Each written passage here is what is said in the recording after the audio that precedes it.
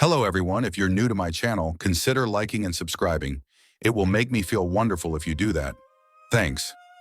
By the way, I also have another Naruto and Luffy fanfiction channel. If you are interested, link is in the description. One Piece Fates Intertwined by Demonheart 12. What if the time difference between Luffy and Robin was much smaller? What would happen if he arrived on her island somehow before the Buster Call happened? How will their presence in each other's lives affect each other? Follow their adventures as they grow together and sail the seas in hopes of achieving their dreams. I don't own anything. Adios. Sailing to safety. Although the stunt that Luffy and Robin managed to pull off put a break on Sapdine's plans of blowing up Ohara sky high, it didn't stop the threat that was still looming over in the distance. The next days on the island were quite hectic to say the least. After Garp managed to scare the living daylights out of Sapdine, who the moment he woke up from being knocked out, demanded to Buster call the island, causing Garp to throw a glare at him, shutting him up instantly. Garp then went to make a call with the 5 Elder Stars. These slimy old bags of bones, as Garp saw them, were the head of the world government. Their word was the law itself. Furthermore, whatever they saw fit to be justice was justice itself. That also included genocide of the entire island of Ohara. Garp also wanted to include the Fleet Admiral Sengoku in this nice chat. Then after that chat was over, he was going to have a private chat with him about giving his ear to psychopathic individuals who gave him the idea that destroying an entire island was a normal thing, and for actually allowing this insanity to happen in the first place. Since it was impossible to have all parties present at the island, they all set up transponder snails from their respective HQ, with Sapdine and Garp talking from the latter's ship. Though Sapdine at first was highly against this call, he quickly backed down when Garp told him to stuff it, not wanting to receive another one of the Vice Admiral's punishments. Clover also demanded to be part of this conversation in order to keep an eye on things, and also to get the scholar's point of view through to the higher-ups. The resulting conference was a whirlwind of participants arguing, defending their own opinions, having a hard time keeping their cool, or losing it altogether. The stars were astonished that Garp appeared seemingly from the blue and interfered in their own affairs. They also wanted to sentence Sapdine to death for allowing 2 children to take away the Buster Call trigger from him. But if they were angry with Sapdine's incompetence, they were truly livid with the scholars of Ohara. They blamed the entire situation on Clover and his scholars for even thinking about approaching the poneglyphs in the first place. If anything was to be told, it was that the stars were beyond upset. Sapdine during the entire conference was going on and on about how he should be allowed to complete his investigation, and Buster called the island should the need arise for it. He was by no means taking humiliation lightly, and Buster calling this island, making all the effort that kids put into saving it go to waste, would sure make his day. All this was hope of becoming a hero was burnt down when Clover confessed that he had a poneglyph under the tree. So much for becoming a hero, and all the glory he strived for was gone. Clover admitted that he and his scholars had won and attempted to decipher, but weren't able to get other than a few sentences. A quick glance between him and Garp told the latter that there were more to it, but he decided to let it slide. Garp then came up with a proposal that would please all the parties involved. He said that the scholars would burn all their research, in addition to giving the poneglyph they had for Sapdine to take to Navy HQ. The fate of the scholars at sea being a reminder and example for anyone who tries to go after the poneglyphs. Given the fact that Sapdine attacked his grandson was sure giving him the upper hand in this conversation. Clover wanted to object, but looking at the alternative, this was nothing. He knew that this needed to end without any more bloodshed. The stars turned off their snails to discuss the terms among themselves. They were actually talking about whether they should wipe Ohara from the face of the earth just for being safe. They also discussed if they should strip Garp out of his rank and send him to the gallows. But once they imagined how that would work out, they scratched that idea. The hero of the Marines stripped from his rank and suddenly executed. This would most definitely cause an outrage that may threaten their rule. They knew how Garp helped people worldwide. They couldn't simply Buster call the entire world, even they knew the fallout of being kings without a kingdom. Finally, after much reluctance, they picked up and agreed to the terms. However, this was only one of the things discussed. Overall, the conference took about 6 days to be finally concluded. During the week in which the conference was going on, the situation on Ohara wasn't any better than that on the ship. It was extremely nerve-wracking. Both Marines and agents were giving each other dirty looks, each holding the trigger of their guns close to their fingers in case the other side wanted to pull any stunt. Given that the suspects in this case were numerous, and taking them to a Marine base would waste time. A campsite was set for them around the tree to rest in until the negotiations with the 5 stars were finished. Robin took advantage of said arrangement and spent most of her time with her mom, catching up with and being introduced to experiences she could only dream about. Luffy, on the other hand, spent his time going from one tent to the other, talking with everyone from the scholars who thanked them for protecting Robin to Saul, who finally caved in and told him about his adventures and all the crooks he fought while he was still a Marine.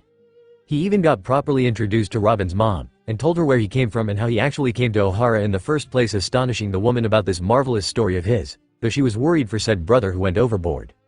The citizens of Ohara clearly scorned that they were almost destroyed, were throwing all their hate towards the current suspects, especially Robin and her mother, causing the latter to be extra cautious. After the final day of the conference was over, everyone came out. Garp was walking happily for a job well done. Clover was a bit sad about the results of the conference but had no say in the subject, that the island wanted to see the light of day tomorrow, and a very frustrated Sapdine who was muttering curses all the way. When Garp gave the results of the conference, the scholars were up in arms, refusing to burn their hard work. They saw it as a spit to their comrades who died at sea. However, as soon as Clover told them that he accepted the terms, all protests died down. They knew that he did for the best of the island, but it was still a punch to the gut if you asked them. But thinking about it, they saw it was a slap to the hand compared to the other option on the table.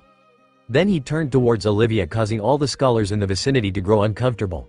She was one of the most important subjects talked about with the 5 stars. Nico Olivia, Garp stated with a voice full of authority, for your crimes of defying the world government, you're found guilty. This caused an outrage among the scholars, who started screaming at Garp, demanding that she be set free to take care of her daughter. Clover, are you going to allow this to happen? Said man merely stood silent. Saul looked at Garp with a very disappointed look. He looked up to him. If anything, his code of moral justice was formed thanks to Garp's ways, but now he lost all respect for the man. Sapdine just there with a grumpy look on his face. All his agents began to wonder how he wasn't happy. The man loves to roll in other people's misery, but now he seems sad. You're to be put under arrest. Garp continued speaking, causing Luffy to leash out. Grandpa, how could you do such a thing? He began charging till Bogard grabbed him from the scruff of his clothes and lifted him, causing the boy to flail his arms, demanding to be set down. Robin on the other hand ran to Garp and started crying, please Mr. Garp, don't take mommy away from me. I've waited for her to come for so long, please. Olivia's mind quickly formulated a plan to go to her boat with Robin and sail away. Under my protection. This caused you to shatter and look over to Garp. Your sentence is to be taken away to Dawn Island, where you will be imprisoned for life in a house of my choosing. You're allowed to visit people and vice versa. In addition, you can have a work to support yourself. He finished, causing Olivia to smile at this fortunate turn of events. So tell me, are you still going to resist arrest? No, I'll come happily with you, the woman said with a wide smile plastered on her face. Robin, who didn't catch on to their deal, attached herself to her mother's clothes and begged her not to leave. No darling, I'm not going alone. We're going together to live there. As this information was given to Robin, she looked up to Garp, who gave a huge smile. The girl finally relaxed and started to cry from happiness. Olivia then hugged her daughter and started to cry herself. Luffy, who was still oblivious to what was actually going on, finally managed to bite his way out from the hand that was holding him, and went over to Robin. I don't get it. What's going on? Robin looked to her friend and said, Luffy, my mama and I are coming with you. We're going to the East Blue to live with you. This caused Luffy's eyes to widen and started to cheer happily. Really? That's so awesome. After hearing this, all the scholars started cheering, truly happy about the outcome of this situation. Sapdine then made his way past Garp, mumbling all the way toward the tree. So Sapdine, aren't you going to stick around for the party? Garp asked him. No, I have a job to do. He replied back with a venomous tone, not liking the outcome. Well then, see you at HQ. Shut up, you damn old fool. The man grumbled under his breath. As he walked away, he started to think about all the glory, all the fame he should have attained if this went his way. All his hard work was all for naught by 2 brats. He turned his head and saw those happy faces, causing him to get even more enraged. Monkey D. Luffy and Nico Robin. He was going to make them pay someday. He didn't care how or when, but his revenge will be a sight to behold. Garp, Saul, who had been quiet, looked down at the Vice Admiral and asked him, what's going to happen with me? Robin and Luffy looked at their giant friend, concerned for him. Well, you're in luck, Saul. I managed to convince the higher-ups to let you off the hook. You can be whatever you want to be and go wherever you want to go. So, that's a no on going back into the Marines. Saul stated, more than asked. You're seriously asking? Garp replied back. It's not a problem. I think this is better. I think I can make some real good this way, helping the poor and weak, which the Marines and the government can't, or won't help. Saul said, though the last part quietly. So, you aren't coming with us? Robin asked him. He looked down to her and said, afraid, I can't, little lady. But why? Robin argued she wanted to go live on Dawn Island with her best friends. Come on, Robin. It's not like I don't want to, but it would be impossible. The giant told her, although it didn't make easier for both parties. Robin, me not going with you doesn't mean I'm not your friend anymore. Remember this, that at whatever island I'm at or sea I'm sailing, I'll always be your friend, he said.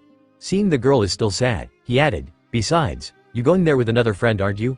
He said as he pointed toward Luffy, who was standing beside her, his attention elsewhere, making her blush. Yeah, I guess you were right. The girl spoke before moving forward and hugging Saul's nose and cried, but I'm still going to miss you. I'm going to miss you too. The giant cried too. What's going on? Luffy, who finally snapped back into attention, asked them. I was just saying goodbye to Saul, Robin told him as she wiped her tears. What? Aren't you coming with us? Luffy spoke with a pouty face. Saul looked at him and instantly knew how to pacify him. I wish I can, Luffy. But I am going out on adventures on the sea. And the next time we meet they're going to tell a whole bunch of stories. Saul spoke, knowing the boys' love for adventures for their previous talks, before continuing, and I want a very special request from you. What is it? Since I'm going away, it means you and Robin will stay together, so I want you to take care of her for me, the giant spoke. Looking at the girl, a smile broke on Luffy's face and declared excitedly, no one is going to hurt her unless I have something to say about it. He then started to laugh with Saul, with said girl laughing with them with a deep red blush on her face. Overall, the atmosphere was a mix of emotions ranging from happiness to sadness as everyone was coming to terms with what happened and transpired. When he finished saying his goodbye to Saul, he grabbed Robin's hand and took her somewhere near the tree. Robin, look what I found, he said as he pointed towards something. Robin looked at the direction and saw a white pigeon wearing a tie. Isn't that cool? Yeah, but it's odd given that Ohara doesn't have pigeons on it. Never mind tie-wearing ones, the girl explained. So, you want to pet it? Not seeing a problem in that, she agreed. As they came close, said pigeon pecked both of them on their hands as they reached out to touch it. Ouch, stupid pigeon, Luffy complained, while Robin rubbed her hand to ease the pain. Do you want me to eat you? The boy threatened the bird while Robin giggled at him. I would be very grateful if you don't do that. A cold voice that sent shivers down both children's spines interrupted them. The children turned to the source and saw an agent standing behind them. Luffy didn't know why, but all his instincts told him to book it. Grabbing Robin's hand, he looked at the agent and said, okay, goodbye now. He then proceeded to walk away as quickly as possible. He didn't make it far when the agent spoke again. Oh, and by the way, nice work out there outsmarting us and all. It must have taken a lot of courage to pull that stunt off. Don't you agree with me, Hattori? The man talked. Apparently the last part was for his pigeon. Both children now grew seriously uncomfortable and began to run for their siblings as quickly as possible away from this guy. The agent watched them go away with thin smile. If you asked him, he enjoyed the fear that he induced in their hearts. He was going to give chase a little, but someone stopped his plans. Lucci, what are you doing here? An agent shouted at the man. Come and help us remove the poneglyph. That damn thing must weigh a ton. We need all the hands we can get. The man sighed before standing up and heading to the tree to help his comrades. As this was going on, the ships that arrived at the island to initiate the buster call was heading back towards Marineford. On two ships in particular, their captains were taking the news in different ways. In the ship that Saul was originally meant to lead, a man could be seen sleeping on the deck with a newspaper on his face. He notices that the ship was heading back to headquarters and asks, "Hi, what's going on? Aren't we on a mission or something?" His men look at him wondering how he ever got to his position in the first place. He was so relaxed that anyone seeing him wouldn't think that he could harm a fly. But they knew better. His look was deceiving because he didn't reach the rank of an admiral just for fun. Admiral Aokji, sir, the buster call mission was called off. We are heading back to headquarters right now. One of his men spoke. The admiral was shocked. He heard that two kids managed to rob the buster trigger, but he didn't actually believe that this would cause the mission to be called off. Really, just because some kids took off with the trigger, the mission was called off. Ah, sir. The mission was called off because Vice Admiral Garp managed to convince the higher-ups not to destroy Ohara. The Marine replied back. Said Admiral looked at him dumbfounded. And when did that happen? During the past 6 days while you were sleeping. Oh, okay then. Now HTANT thing. The Admiral spoke calmly before yelling, "Don't bother me again while I'm sleeping." The Marine, seeing no point in arguing back, saluted and then retreated. Aokji then rested in his chair, putting the newspaper on his face, and said to himself, "Guess it did work out after all. I was afraid that I had to kill Saul today. But still," the man thought about the kids for a moment, "I had to meet them somehow," he finished before he went back to sleep. On the other ship that was supposed to be manned by the Vice Admiral that Saul smacked between his palms, a man was currently blowing a fuse in his head from anger and frustration. He looked at the Marine who gave him the news and asked in a death-inducing voice, "How in the world this happened?" The poor Marine grunt quivered in fear. "Admiral Agnew, sir, these orders were from the stars directly." "Are telling me that because some of Bratz the stars cancelled the mission?" "No, sir. Vice Admiral Garp negotiated with them and managed to broker a deal between them and the scholars." "Leave," he said initially. He couldn't take this anymore. Justice should have been served today. Sure, that would have been innocent casualties, but that would have been worth it to protect the world. The Marine ran as fast as his feet can carry him, wanting to leave the fuming Admiral alone. Akuina sat in his room smoking his cigar, trying to ease his nerves after this complete failure of a mission. The day passed quickly as night came by. The happiness that filled the day was now replaced by extreme sadness. The scholars with heavy hearts carried their hard-earned work, and started to pile it in large stack beside the tree. No one had the heart to burn it. They worked so hard on it, so naturally Garp offered his services by pulling a match and starting the largest bonfire Ohara has ever seen. That was when the waterworks were cranked on to maximum by all the scholars, including Olivia and her daughter, who were crying for the hard work burned into oblivion. But all the scholars knew this was the only way for the island to live on, and the tree to still stand tall. As Olivia was standing there watching the fire eat away all her friend's hard work, Garp approached her. She looked at him and gulped. It would seem he and Clover left something out about her deal. "You know, just for the record, you aren't allowed to research anything after this, right?" Garp informed her. While it was true that Garp managed to convince the 5 stars to level down Olivia's sentence a little bit, but they insisted that she isn't to be allowed to research anything given that she was the leader of the doomed expedition at sea.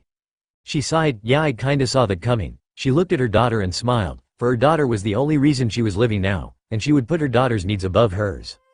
"But I'm done with archaeology, I have more important things to attend to," she said as she carried her daughter. Good, get ready, we move by midnight," Garp told the ex-scholar. "Great, I have one stop that I need to take care of before we go," she said in a serious voice. Olivia was currently making her way towards her brother's house. Robin had all but told her all the horrible things Roji has put her through the moment she left. If she knew this would have happened, she would have left her daughter with a pack of hyenas. She would have been better off there. Standing in front of the door, she heard arguing coming from the inside, so she moved to the window to hear what was being said better. Luffy and Garp stood there clueless, the former forgetting this was Robin's home, the latter scratching his head in confusion. Robin was extremely nervous about seeing her horrible aunt again. As she stood beside the window, she heard what was being said and a blood vessel almost popped. "Come Roji, let me go and search for Robin. She must be lost and terrified out of her mind. It's been 11 days already." Oran, Olivia's brother, was practically begging his wife to let him search for the little girl. "Like heck I care. If there's any justice in this world, she would have drowned in the ocean," the bitter old lady shouted at her husband. "But she's just a child, there's no need, shut the hell up, I don't care. She just a leech living on our kind hearts," the lady screamed, then continued. "Not only that, but she ate a blasted devil fruit, she is a monster if anything. She was only 3 years back then, she didn't know better, add to that she was really hungry that day. You did take away her cut that day," her husband spoke, trying to defend the girl. "Even so, she should have starved rather than eat a devil fruit. Why couldn't that sister of yours take her with her? They could have both died at sea and it would have saved me a lot of money." Having heard enough, Olivia marched to the door and kicked it open. "That's enough," she yelled at the top of her lungs. Roji looked at the door and began to shout, "Who the hell do you think?" The words froze on her mouth as she observed the assailant. "Oh Olivia, you're back," the woman spoke in terror. The woman looked behind the white-haired woman and saw Robin hiding behind the door, only her head appearing, the freaking hero of the Marines standing there, and a straw hat wearing kid looking at her while pulling his tongue out at her. Robin was anxious. She didn't want her mother to get in trouble because of her, but also she wanted to say something. She was very afraid though. Sensing her fear, Luffy then grabbed Robin's hand and smiled at her. This was all the encouragement she needed. She stepped forward toward the old hag and said in a quiet voice, "Aunt Roji." The old lady looked at her wearing a very shaky smile while hiding the worst frown ever. Robin took a deep breath, and then she shouted at the woman. "You an old ugly hag, and I hate seeing you." This outburst threw the lady off guard, since Robin was always docile as a beaten puppy. Then, as if to complete the act, Robin crossed the distance, giving her a good kick on the shin, running quickly back to Luffy, who was laughing so hard he couldn't breathe anymore. Whatever was left of Roji's patience finally snapped. She tried to rush forward to grab the little girl. "Why you little?" Olivia grabbed her, stopping her, and then looked over to Robin, who was hiding behind Garp. "That's enough dear, I'll handle from here." She proceeded to push the woman into her house, clicking the lock as she shut it close. She looked over to her brother and his daughter, who were shell-shocked, not able to process what happened. "Oran, take your daughter and go upstairs, it will get messy," Olivia ordered him sternly, not wanting to be told twice. He grabbed his daughter and booked it upstairs. Now, where were we? Garp, after the shouting from inside the house began, grabbed both kids and took them away. Even that couldn't stop the voices being emitted from the house reaching them. The house was now filled with screams, shouts, and curses being thrown from one only. Finally, after a while, a sound of a bottle breaking was heard, followed by 3 audible snaps. The voice of what seemed like an animal howling in pain followed that. Then Olivia came out with a huge smile plastered over her face. She took Robin from Garp and told her, "No worries, Robin. You'll never see that horrible woman ever again." She began to walk for a while with Luffy and Garp following in tow. "For someone who just got a second chance, you're sure taking advantage of it," Garp said with a laugh. Olivia retorted, well, I am classified as a criminal, so might as well go the extra mile. Garp snorted a little, then turned his attention to his grandson. Oi Luffy, you ever told me, what was that genius plan of yours and Ace to become pirates? He spoke, saying the last bit with distaste. The boy looked at him and answered, we were supposed to go in the Grand Line, find an island, train on it till we're 17, and finally return to Dawn Island to start our journey. While Robin looked at him with awe, with Olivia only blinking to lean forward and began to massage his temples from frustration. For the love. Luffy, how were you of all people plan on returning? I threw you into the forest once for you to return in one day and you got lost for 4 days? Garp spoke, causing the woman beside him to give him a, are you trying to kill him? Look. I could imagine Ace somehow pulling this stunt off, but you would have died the moment you stepped foot out of whatever island you landed on. Well, we didn't have time to think it through, the boy admitted, plus, you did threaten just to take to that impelled down place. He explained, causing a gasp from the ex-scholar. Garp, she spoke in shock. Damn it, Luffy. Stop telling people that. I only did that so you can become Marines. Garp shouted at his grandson, though the explanation only made Olivia more shocked. Well, it did work out for the best, I presume. You did save an island. Garp spoke, only to be cut off by the boy. And I made a really cool friend too. This statement made the girl who was still in her mother's arms to blush heavily. Now, I'll give you a head start, Garp simply stated. What? Luffy replied dumbly, although a horrible gut feeling told him to run. Well, I did tell you we're going to have a serious talk, Garp spoke before taking a dark tone. It starts now. Not wanting to stick around anymore, Luffy ran to the safety of the forest, hoping that his grandpa won't find him there. Oh no, you don't, Garp said as he ran behind Luffy, hot on his tail, forgetting all about the head start he gave him. Robin looked at her mother with tears in her eyes for her friend. Mama, I'm scared for Luffy. Don't worry, sweetheart, he's his grandpa. Olivia spoke naively, since Robin never told her one of Luffy's many training stories. He won't hurt him. She then saw a tree getting ripped from the ground in the middle of the forest, and Garp screaming, take this, making her add, munch. By the time midnight came, Sapdine and his men were already ready to ship off the poneglyph to Navy headquarters. It took them a lot of effort to remove the poneglyph, but after hours of what seemed like slave labor, they finally managed to bring it out. Though they grumbled that if they had their way in taking out the poneglyph, they would have been done hours ago. Of course, their way was to blow a passage to outside, or recklessly move the poneglyph till it was outside. The Marines, not wanting all the effort put into protecting the tree be ruined by such methods, watched over the agents. No damage was done to the tree or its contents, so much so that a scratch couldn't be seen. Now it was Garp's turn to pull his own disappearing act along with his prisoner, aka Olivia. Right now, the woman was saying her final goodbyes to her friend and colleagues who were practically in tears. Finally, she stood in front of Clover and gave him a hug. He was always like a father to her, and she was grateful that he was one of the few people that showed her daughter kindness. Clover smiled and said, I am truly sorry we had to meet under such circumstances. Olivia replied, at least, I got to see all of you live, and try to visit me sometimes, okay? Okay, we'll see about that, the old man said. He started to walk before he turned and told her, by the way, I am so happy that you and Robin are united after so long. Olivia smiled and said proudly, honestly, I couldn't be happier myself. She then noticed someone hiding in the shades. She understood why, that it was perhaps of shame. She called out to him at last, aren't you going to say goodbye to your sister? Oran came out of shadows, his head lowered to the ground in what could be only explained as shame, and said, do I even deserve to be called a brother after everything that happened? Olivia took on a sympathetic look and grabbed her brother's hands and told him gently, Oran, the fact that you cared was enough by itself. There was nothing you could do. She then looked at him and continued, I hope what happened today didn't cause any problems. True, she may hate Roji, but that doesn't mean she wants her niece to grow without her mother. She saw the results of that firsthand. Yeah, about that, I already left her, he plainly stated. True, after Olivia gave Roji a piece of her mind and a huge medical for 3 broken limbs and a fractured skull, Oran left his wife, taking his daughter with him, for her behavior has finally reached its limits. Oran, if it's for me, there is no need to. No, I think it's for the best. In fact, tomorrow I'm leaving Ohara to the South Blue to start a business there, he informed her. They both smiled and hugged each other. She looked over to her daughter, who was having a chat with her cousin, for she had been told the first time in 6 years. I'm sorry, Robin. I shouldn't have ignored you all the time. Miseria apologized while keeping her face away in guilt. Robin tried to play it off by saying, it's alright, it's not like you could have done anything.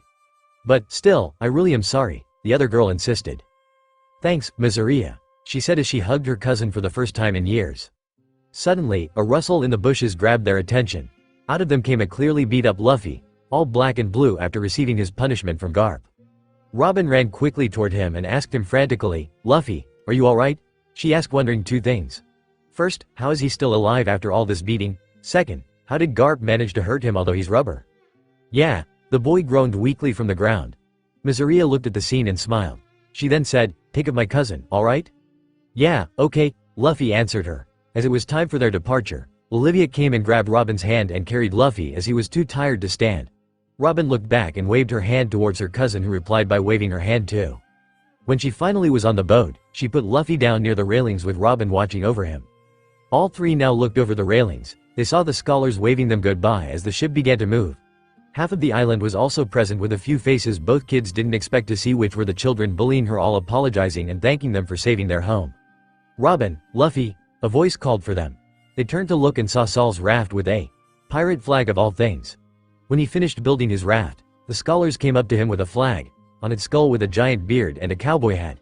He refused initially, but then accepted since he wasn't going to lose anything at this point. "Remember, both of you, if you're happy or sad, just laugh," Saul reminded them of his advice. "Dershishishishishishai, goodbye Saul," Robin called out for him. "Dershishishishishai, see you later, Saul," Luffy this time shouted, although a bit weak from the beating he got earlier. Suddenly Garp remembered something and said to his men, "Continue forward. I'll catch up."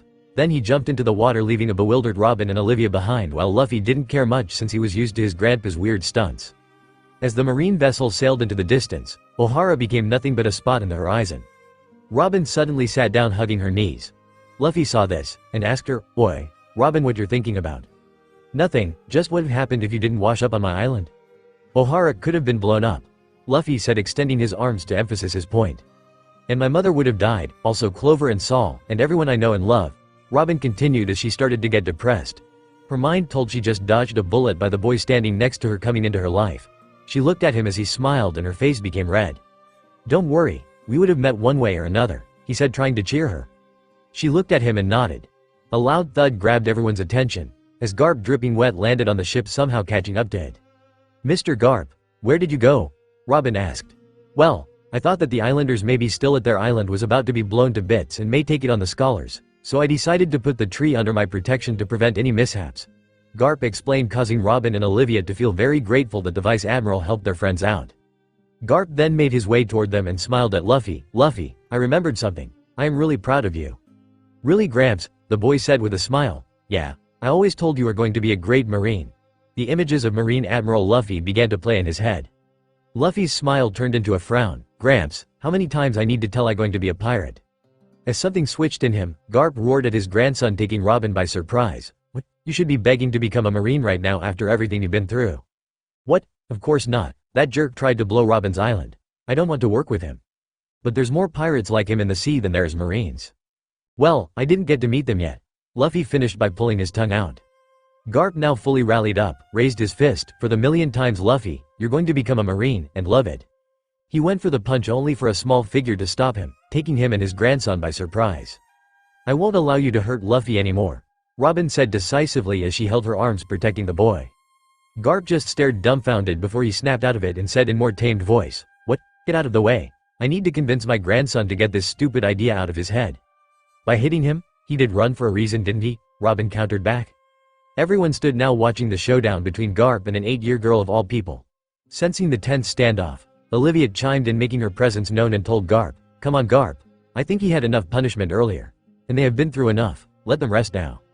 Garp stared for a few moments before lowering his head and started to grumble in defeat. His men started to laugh, thinking about what they're going to say when they returned to the base. All their thoughts were shut down by Garp simply snarling at them, making them want to live another day.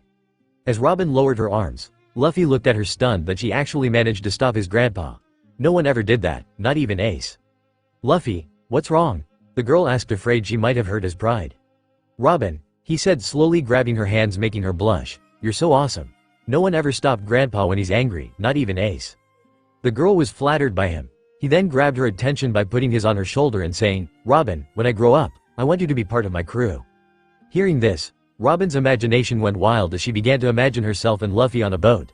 Luffy holding her under a Jolly Roger, ordering the crew to sail to the next island to have adventures. It was so amazing to even think about it. Her smile began to widen when she was suddenly grabbed by her mom, who heard the small exchange. "Mommy, what are you doing?" Robin complained. "Robin, sweetie, it's nice you have a crush on the boy, but wait a couple of years before you decide to become a pirate for him." "What? I don't know what you're talking about, she said, beet red, trying to play dumb. Olivia just adored her daughter's cute red cheeks. Come on, dear. It's so obvious, basically everyone knows by now. Robin's eyes widened and her face became redder. Are really? Yeah, I am pretty sure the scholars, Saul, Garp, Clover, and even some of the Marines know that. This didn't help the girl even a little. She now resembled a tomato. Olivia then held her and said, now since I am back, we need to have an important chat. What is it? Robin asked, tilting her head in sheer curiosity. Boys, was the ex-scholar's answer. The embarrassment on her daughter's face made her remember her first chat about the subject with her mother. As Olivia took Robin to start their chat, Garp approached Luffy, who took a defensive position. Calm down, I'm not going to punch you. Luffy slowly lowered his arms, only for Garp to grab him by his shoulders. Luffy, don't make Robin a pirate. He spoke, preparing for a long argument. Why not? Luffy whined. Because she just found her mother after years of abuse. Don't you think that she deserves to have more options in her life? Garp explained. Luffy looked down for a moment before looking up and saying, yeah, I guess you're right. For the love, wait, what? Garp's mind couldn't process what happened correctly. Did his grandson give up something? The boy wouldn't give up on anything once he put his mind on it, no matter how much Garp slugged him. Yeah, I mean, it's not really nice to force someone to do things they don't want to. Luffy aid, lowering his face as it was red. Garp stared dumbly, for has finally crashed. His grandson, his knuckle-headed grandson, had a crush. Is it possible? Luffy's stomach then started to grumble, making the boy whine, saying, I'm hungry. I'm going to eat. Gar just stood there before remembering Luffy's monster appetite. He hurried after the boy, screaming. Luffy, wait, don't eat our supplies entirely. It was now past midnight, and both children were extremely tired. As Robin was put in bed by her mother, the white-haired woman started to tell her daughter a bedtime story. An experience the girl has always wanted. After some time, Robin's blue orbs finally closed as she was whisked into peaceful slumber beside a snoring Luffy. Olivia went out to receive some fresh air before going to hit the hay herself. She wasn't surprised when she found Garp standing there staring into the ocean. Well, it seems you're taking the mother role rather nicely, he commented. The woman laughed a little before saying, it's the least I can do to make up for lost time. Even if Robin forgave me, I can never forgive myself for abandoning her. It's time to do the right and be her mother again. Well, you don't know how much time you have left, he said in a cheeky voice, causing the woman to raise any eyebrow. I mean, you don't, when idiot of mine, realize what he feels and take that daughter of yours, he said, laughing the entire time. Olivia blinked, then laughed too, for she also knew her daughter was smitten by the straw-hatted boy. I wonder what would have happened if the stars didn't give this chance, she asked herself out loud, only for Garp to give her an answer. Well, you would have tragically committed suicide while I was transporting to the base for interrogation, so we had to give you a burial at sea, he simply stated while picking his nose. What? She asked, confused. You heard me, he responded. Olivia was seriously shocked. Garp the hero was actually going to help her out, whether the stars actually agreed on accepting giving her a chance or not. She was sad a little now. Maybe if that happened she could have still been a scholar, or at least a part-time one. As Garp read her mind, he spoke, Oi Olivia, hold your horses. I would have still prevented you from going after any type of history, he informed, making her frown. Then a question popped, but why would you help me?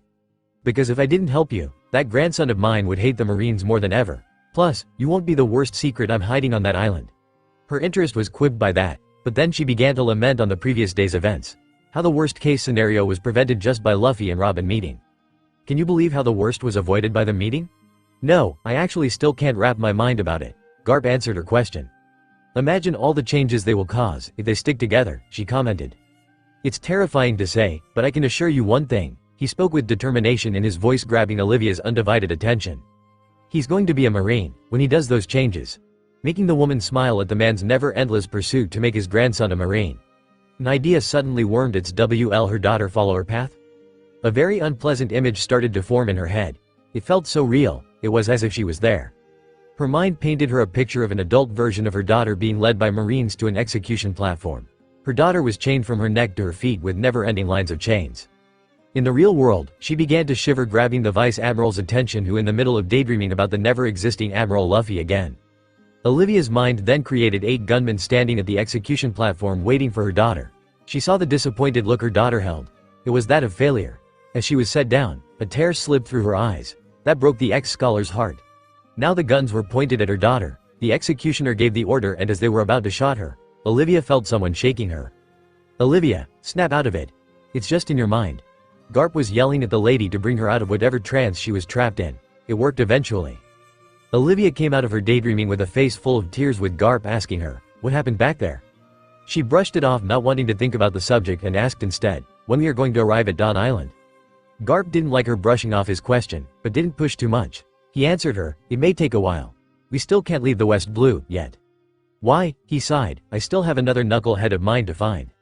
Yeah, Luffy told me about him, Ace right? She surmised. Yep, that's him. Hopefully, he didn't cause any trouble wherever he landed, Garp said wishfully.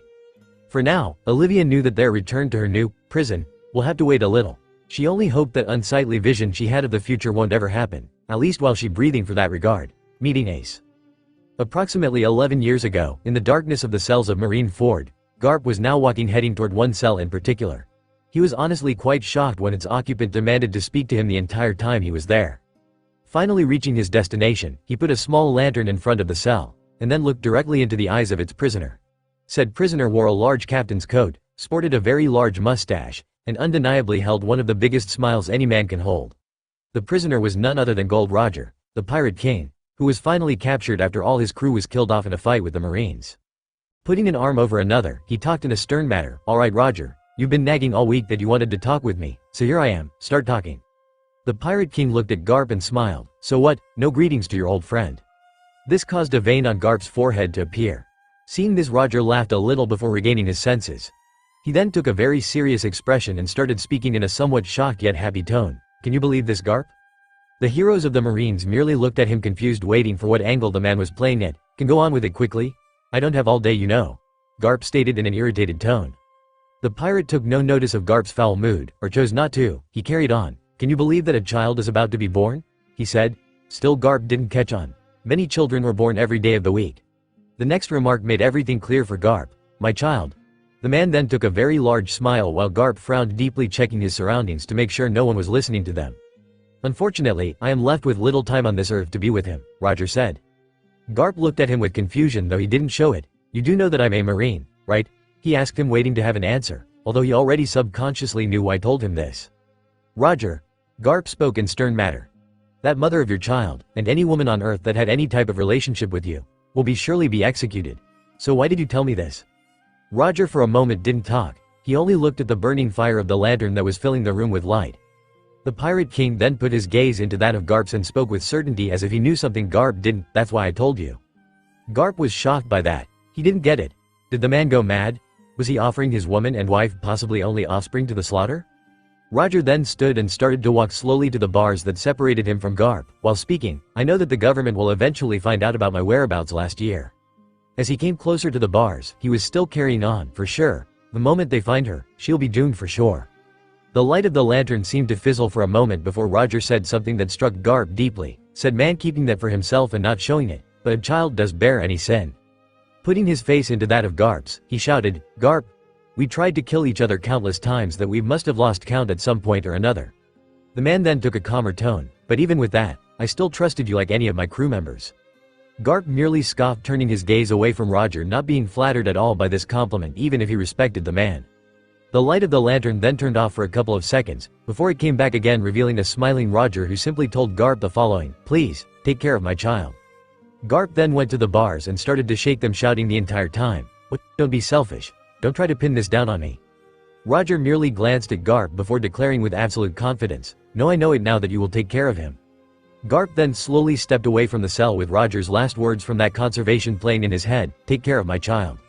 Weeks later, a woman could be seen standing on an edge of a cliff holding a newspaper. Strong wind then came blowing the paper out of her hand, revealing that the Pirate King Gold Roger was executed at his hometown, Luge Town. Days later, a marine ship came up against the shore, a little island, and one man came from it and started screaming, look for every pregnant woman on this island. We can't allow the bloodline of the Pirate King to continue. On the far end of the island, out of anyone's reach, a woman with strawberry-like hair with freckles on her face stood near a house watching the horizon.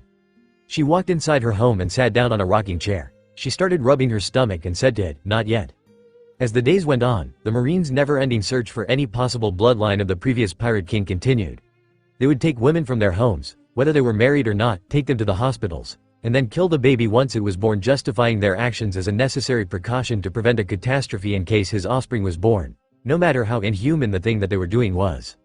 During that time, the strawberry-haired woman waited patiently, biding her time till the Marines left, not wanting her own offspring to suffer the same fate as the rest of the babies are suffering. After 10 months of what can be only called inhumanity, the Marines finally gave up their pursuit of their so-called justice, coming to the conclusion that the bloodline of the Pirate King must have been eradicated. It was only few days after that the woman from earlier finally went to the hospital, and gave in sensing that the baby she was preventing from seeing this world was finally coming out. As she was in the hospital, a lone Marine's ship sailed up to the island in the night using the dark as its cover. From inside it, Garp exits the ship and begins walking towards the hospital. When he reached the hospital, he asked the receptionist if there was a woman giving birth today. She reluctantly told him, afraid of what might happen to her if she lied to him. As he reached the door to the room, a brave doctor stood in front of him, remembering the atrocities the Marines have committed for the last 10 months. Sadly, to all his efforts, Garp merely threw him aside like a rag doll.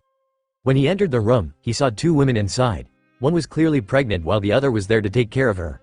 He asked the pregnant lady the following, "Portes de rouge?" The woman looked at him and nodded, and then she spoke with pain evident in her voice, "Vice Admiral Garp." Garp was shocked that Roger actually told his lover about him. Then again he did say he trusted like his crew.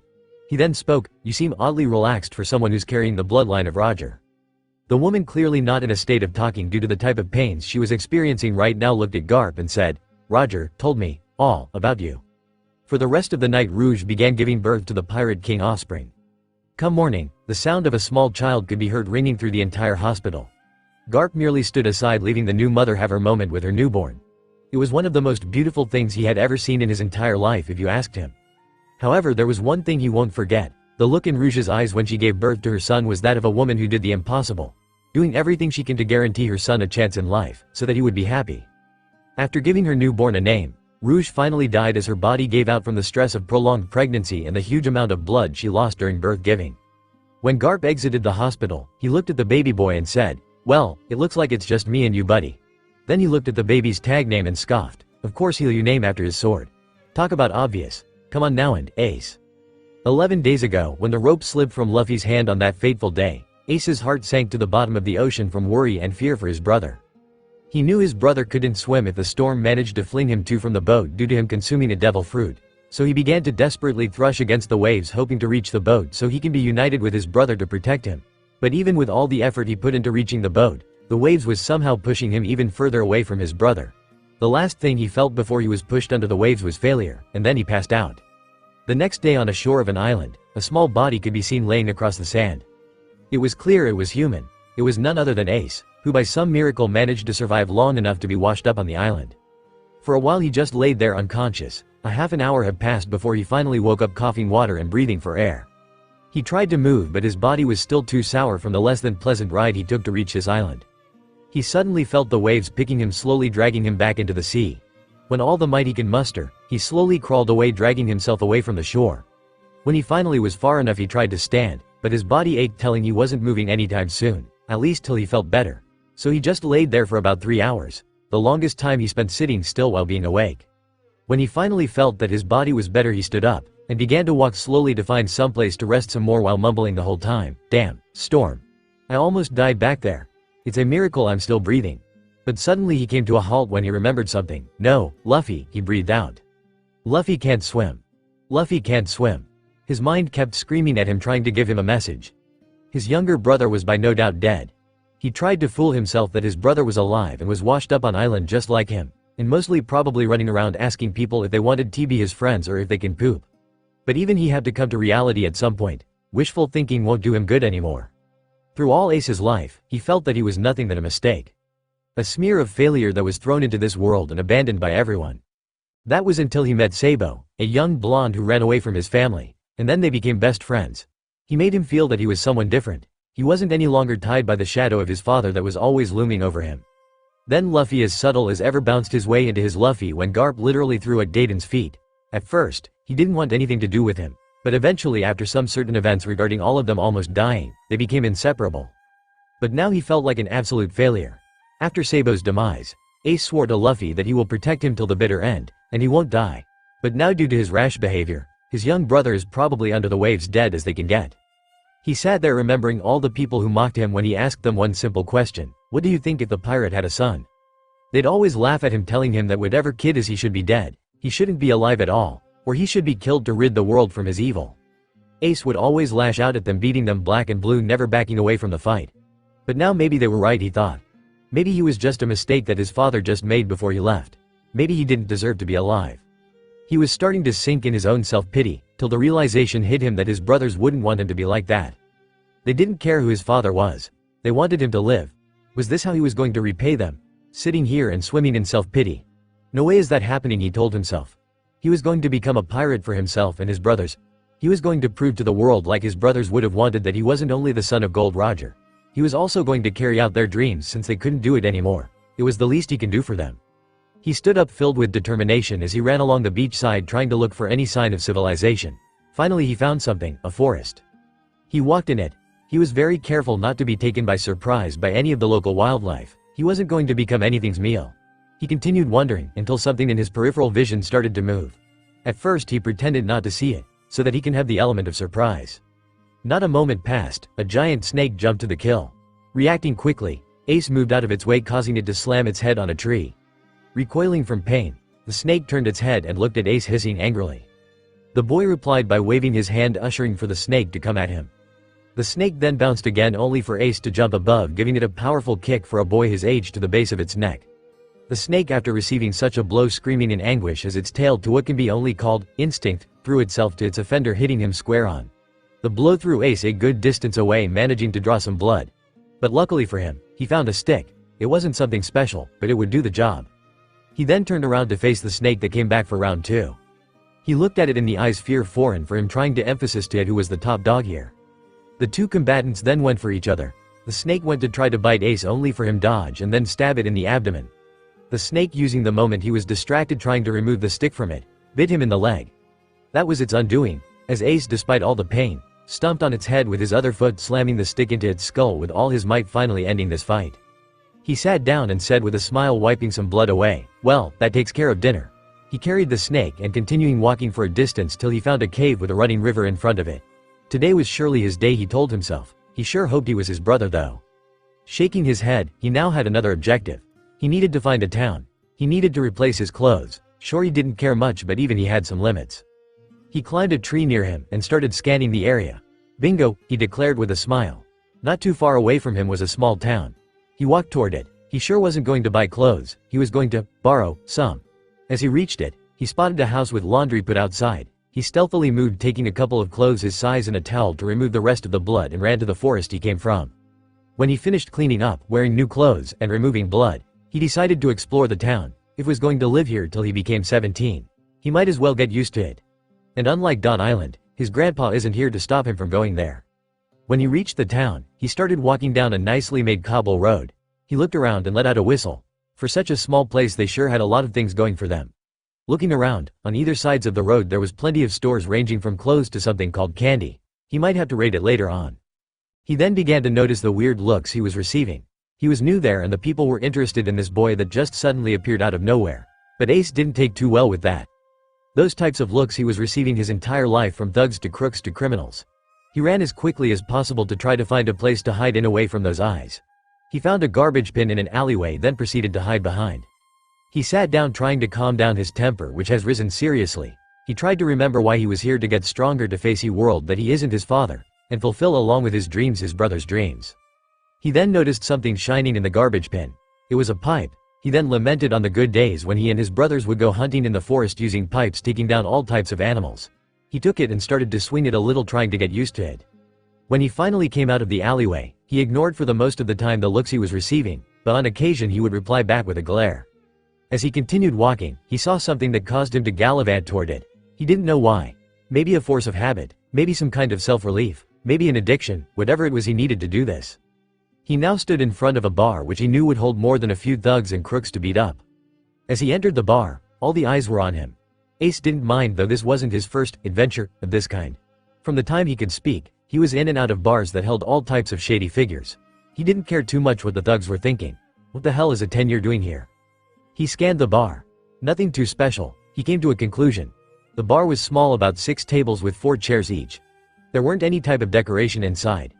There was also the stand that held about 8 chairs for any thug that wanted to have a drink. He had to admit he expected more, given from the fancy sign out there. He expected it to be a lot fancier. Even the worst Don Island had to offer was better than this dump. A creepy looking thug then approached him and asked, clearly drunk as hell, "Are you lost, boy? If I were you, I'd book it before things get ugly, he said, laughing at the end like a lunatic. Ace acknowledged him by sitting on the bar and telling him, "Don't worry about me, worry about yourself." The man replied back by laughing some more and saying, "Look at this, fellows, we have a tough guy over here." Ace didn't reply, only looking at the barmaid and asking for some sake, giving him extra money to get the drink. This was his routine normally, so he wasn't going to change it. As he finished drinking his sake, another creep wrapped his arm around him. His breath reeked of alcohol as he breathed down on Ace's neck. He then asked, "What a little thing like you doing here? Shouldn't you be in your mommy's lap telling you stories about heroes or whatnot?" Ace didn't like that thug talking about his late mom in this manner, but swallowed it because it will be over soon enough. He then turned toward the creep and said, "Like I said to your friend, don't worry about me. I only need to ask one question, then I'll be on my way." The thug wanted to laugh but held it, and said, "Well, ask away, though I doubt this is the right place I would go to find answers." Ace then looked him dead in the eyes and asked, "What if I told the Pirate King had a son?" The effect was almost immediate as the bar bursted into laughter at such a ridiculous premise. The man then said, "If that was true, he would be begging like this, 'Please kill me, I don't want to live.'"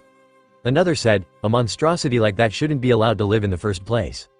He should have been killed while his mother was pregnant with him. He should be sent to the depths of hell to burn along his father. His mom should have been killed for even carrying him." As this went on, Ace's temper was flaring fast like a barrel of powder close to explosion. The man then leaned over and said, "Is that all, little man? Yeah, it will be over now. Just remember, you only have yourself to blame." The thug didn't have time to ask what he meant as a metal pole kissed him across the face, defiantly breaking a few teeth as he was thrown aside. The visitors of the bar looked wide-eyed before attacking. One tried to jump on Ace before the latter dashed, causing him to slam his head on the counter, getting knocked out. Another reached for him only to get poked in the knee by the pole, then hit in the stomach. Finally one managed to hold him, saying, "Got you, brat." This didn't last for long, as Ace promptly kicked him in the groin, earning from him a high-pitched scream, before Ace slammed the pole into his chest, throwing him into 3 others. One tried to kick the kid, only for the boy to reply by jumping on his leg, running up, and punching in the nose, making him retreat back, falling over a chair. As this went on, people outside began to gather, wondering what was happening. Some have even called the Marines, who told them that they will be there in a few minutes. Inside the bar, the atmosphere was still tense as Ace was now surrounded by 4 thugs. One jumped at him trying to punch him, but he missed when Ace moved aside, sticking his leg out, causing the man to be sent hurtling into another thug. One then, taking advantage of the distraction, tried to hit him with a chair. This didn't work out too well as Ace pulled out the man's belt, causing his pants to fall. Kicking his legs, the man fell with the chair hitting his face. Finally a man pulled a knife and slashed Ace, managing to get some blood, and then kicked him, sending him flying to the corner of the bar. As he and the others cornered Ace, he asked the boy, "Any last words, tough guy?" Ace simply replied by saying, "Yeah, I'm going to end this." Then he ran towards them, clutching his pipe, readying himself to finish this brawl like so many others he had done before. Sometime later, the Marines arrived only to find a bar full of beaten thugs, all moaning about a demon brat. Back in his cave, Ace finished tending to his wounds, and was eating the snake that he hunted earlier, complaining, "Damn, weak thugs, can't even put up a proper fight. The snake fought better. What a waste of time." It has been 1 week since the departure from Ohara, and the atmosphere on Garp's ship was quiet. "We're bored." 2 young voices spoke in perfect union to their older siblings, only receiving a sigh of defeat and a slap to the forehead from Olivia and Garp respectively. During the long search for Ace, the children were forced to spend time on the ship, never allowed to go to any village Garp would dock on. Luffy was prevented from leaving the ship to avoid any Luffy-related damages that might happen, while Robin was kept in the ship by her mom, who told her to stay put. Needless to say, they got bored real quick. By the 3rd day, both were whining. "Oh man, stop whining. My head hurts," Garp complained. "Come on, can't you 2 go and play a little?" Olivia tried to offer to ease her growing headache. If this went on, she and Garp were going to jump overboard.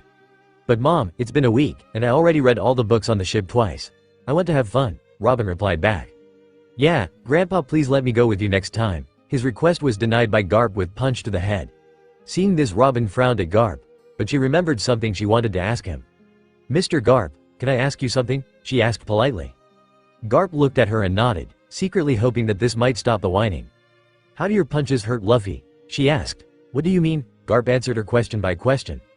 "I mean Luffy's rubber so blunt force can't hurt him. Even jumping from high heights can't harm him, yet your punches can how?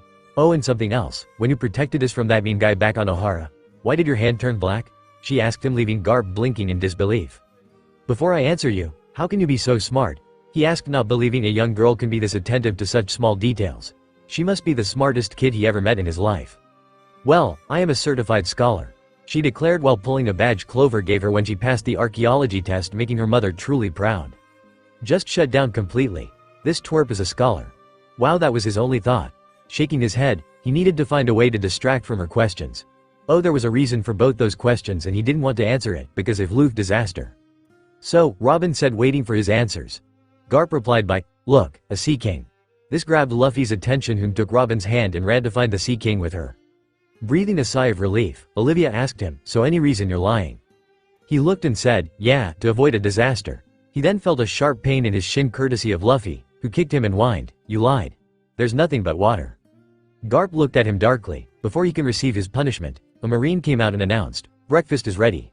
In a flash, both D's were already in the dining room. Even though it was the 100th time they saw it, both women couldn't get over how Luffy and Garp ate like a hungry horde of lions. Now, they were both in a battle for a piece of beacon, each biting on a different end, with the Marines betting their money on who will have it. Robin, wanting to have some fun, began to cheer Luffy on. As the two were deep in their battle, a Marine came in and announced something, grabbing everyone's attention. "Sir, there has been reports from a nearby island that some disturbances has been occurring with it." "So what?" Garp asked as he finally released the beacon, causing Luffy to win it. The main perpetrator, according to the primary reports and eyewitnesses, is what seemed to be a 10-year boy with freckles and dark hair, the Marine explained. At that moment, no force in the universe could even remotely imagine how Garp was angry. He then flipped his top off, yelling for the world to hear him, "Ace, you idiot." Calming down, he looked to the Marine. Without even asking, the Marine spoke quickly. "It would take us 2 hours to arrive there, sir," he said as he was shaking like a leaf in the storm. "Good, then make it snappy." Garp barked at his men, who all went to their positions to go to the island, leaving Garp to mumble to himself around a bewildered Olivia and Robin, and a happy Luffy. "Found you, you damn twerp." On the island, Ace suddenly had an ominous feeling like death itself was coming for him, so he shivered a lot before readying himself for another day of havoc creating. Right now, Ace was eyeing his prize, a small chest, in the hands of two men in cloaks he saw scan the area in front of an alleyway earlier before entering it, so he decided to take it. It was now being examined by what looked to be a mafia-looking crook. He knew this could be dangerous, but this was his specialty. He wasn't known for doing things safely. During the 11 days that Ace spent on this island, he ran wild, creating all types of havoc, from beating nearly every thug and crook the island can offer, to stealing from stores, especially that candy shop, since it was so delicious. Damn old geezer, he thought, preventing the good stuff from him and Luffy. He was currently now on the top of a building, waiting carefully to find the perfect moment to steal the chest, but it seemed the man is waiting for someone. He surmised that he might be only waiting for his comrades. He stopped to think a little. Should he steal it now or not? Maybe at first he should know what the contents of the box are. It would be much better if at least he had an idea about what the box contained. He sat there waiting for the man's comrades. "What is taking them so long?" Ace complained as laid on the roof away from sight. Suddenly he heard the three men move around and take position as he saw a bunch of people approach from far. Finally, they came. "Took them long enough," Ace said as a man who was standing between the coming men moved forward. Ace presumed he was the leader of this group. The man looked at the three men and asked them, "Did you get it?" The cloaked figure holding the box answered him, "Yes, it right here." Ushering for him to open the box, Ace peeked his head from the roof to get a better view of the box's contents. What he saw confused him. It was nothing than a weird-looking fruit. Seriously, was this it that he was waiting for? A damn fruit? What a waste of time, he mumbled before standing up to leave, planning to hit the candy shop again. He stopped dead in his tracks. He remembered that the devil fruits had weird shapes from what Luffy told him. He was standing in front of different question. Should he take it? The question was rough and hard. In essence, he would be basically turning himself into an anchor in exchange for having a power. The problem was, what if the power was lame as Luffy's, or even worse than his brother's? Then it hit him. He doesn't need to eat it. He only need to have it. He can sell it later on when he's a pirate. He was sure that it would a couple of million of Barris. He then looked over the edge, seeing the leader holding the fruit for a moment before putting it in the box. The man then said, "Do you know what type of fruit this is?" "Sorry, but our sources didn't tell us." This answer was met by a gunshot to the man holding the box. The other cloaked man made a run for it to save his life. "Boys, throw him in the sea," he said to the two men who were with him. He looked to the others and said, "You better find what type of fruit this is, and better make it quick so we can leave this dump and deliver this fruit to the boss." "No need to. I'll take it from here," he heard a voice call out. He only had a few seconds before a metal pole slammed on his head, causing him to groan out in pain. "What the heck?" he screamed as he clutched his head. His men all looked gaping like fish as a small boy appeared out of nowhere and hit their boss. Was he mad or insane? The boy then jumped, sliding along the ground, grabbing the box and trying to make a run for it. "Stop him! Get the devil fruit back," the injured man screamed. Three men closed the alleyway's exit, only for Ace to jump to the side off the wall, using it as base, flinging himself off to one of the men on the corner, hitting him with his pole, throwing into the other two, clearing his way. They then ran after him, wanting to get back the box. The boy ran through the town with countless men hot on his tail. He looked and saw about 10 men. He needed to get rid of them. He managed to get rid of 2 by throwing some pieces of candy he had, causing them to slip on them and fall over. The next 3 were met with a more painful fate, as Ace saw a cart carrying a bunch of logs. He ran toward it, jumping on the head of the man holding, causing to release the handles on the cart, making the logs roll him, taking out 3. The rest weren't so easy, but he figured if he managed to get to the forest, his natural playground, he'll lose them in a moment. So he began to run through alleyways, across roofs, inside bars, using the back doors, actually managing to lose one of the pursuers by slamming a door shut in his face, knocking him out on the spot. Finally the forest was in his sight. He doubled his effort into reaching it. The men, seeing this, pulled out their guns and started to shoot at him, not wanting to lose the box with the devil fruit. Ace heard the gunshots and began to run for cover, barely avoiding the bullets with a few inches between them and him. He finally, after this adventure, made it into the forest, blinding in with the foliage, staying out of the men's sight. As their leader and the men from earlier arrived, he ran into the forest. What do we do? Go after him. He stated the obvious. With that, the men began their trek through the forest, searching for the boy with the prize. Unknown to both parties, the Marines were also in the town asking for the boy. It has been an hour since Garp's ships arrived to said island. Sir, we searched the island and asked the inhabitants if they saw him, but they said he appeared then disappears suddenly. A Marine gave his report. Did you search in the forest? Garp asked him. No, sir. I highly doubt a kid would stay in a forest. The Marine replied, not knowing that Ace was actually raised in the forest. Move aside, I'll search from him. Won't be in the forest. My grandson was raised in the forest. Garp told his men, getting more than a shocked reaction. Olivia just stood there thinking on she had with Roji, shaking her head and telling herself not to think like that. She asked Garp, so he must be hiding in the forest? And why was he raised in the forest to begin with? Garp began to move away, heading into the forest, but answered her nonetheless, yes, and he's going to be a Marine, so I made him strong. In the cave, Ace was currently wounded and on his last knee, for the crooks he stole from caught onto him, and had him surrounded. The leader moved forward and said, "You're a brave little guy, so hear me out. Become my boss's subordinate, and I will forget this ever happened." Ace looked at him and spat out, "Yeah, I think that isn't happening." The man frowned and snapped his fingers. All his men pulled their guns, pointing them at the boy, which made the latter gulp. Ace's mind went blank for a moment as fear hit him. He wasn't afraid of death per se. He was afraid of dying like this. He doesn't want to die here, cornered in a cave like a wounded animal. He will die a failure, not able to fulfill his dreams or his bothers. He closed his eyes, taking a breath, readying himself to what might be his final fight in life. The leader of the group asked him, "Any last word?" Ace opened his eyes and noticed a new presence that made him dying being least of his concerns. His face turned blue at this point and he tried to breath out something. What was that? He was asked by one of the goons. "Grand," Ace stuttered. "Speak up." "Grandpa." The men looked at each other confused till something brought their attention. Ahem, Garp cleared his throat. Looking around, they saw a very upset Garp. They each gasped and began to run the sides of the cave, trying to move out of his way, coming to the realization that they were trying to kill Vice Admiral Garp's grandson. Vice Admiral Garp. They all yelled in fear. Not caring for them, he stepped forward to a fearful Ace. "Ace. I finally found you." He spoke calmly before flipping over 180. "What the hell were you thinking?" Garp went to the punch, only for Ace to duck under his hand and run outside. Garp then promptly ran after him, screaming about how hard he was going to punch him.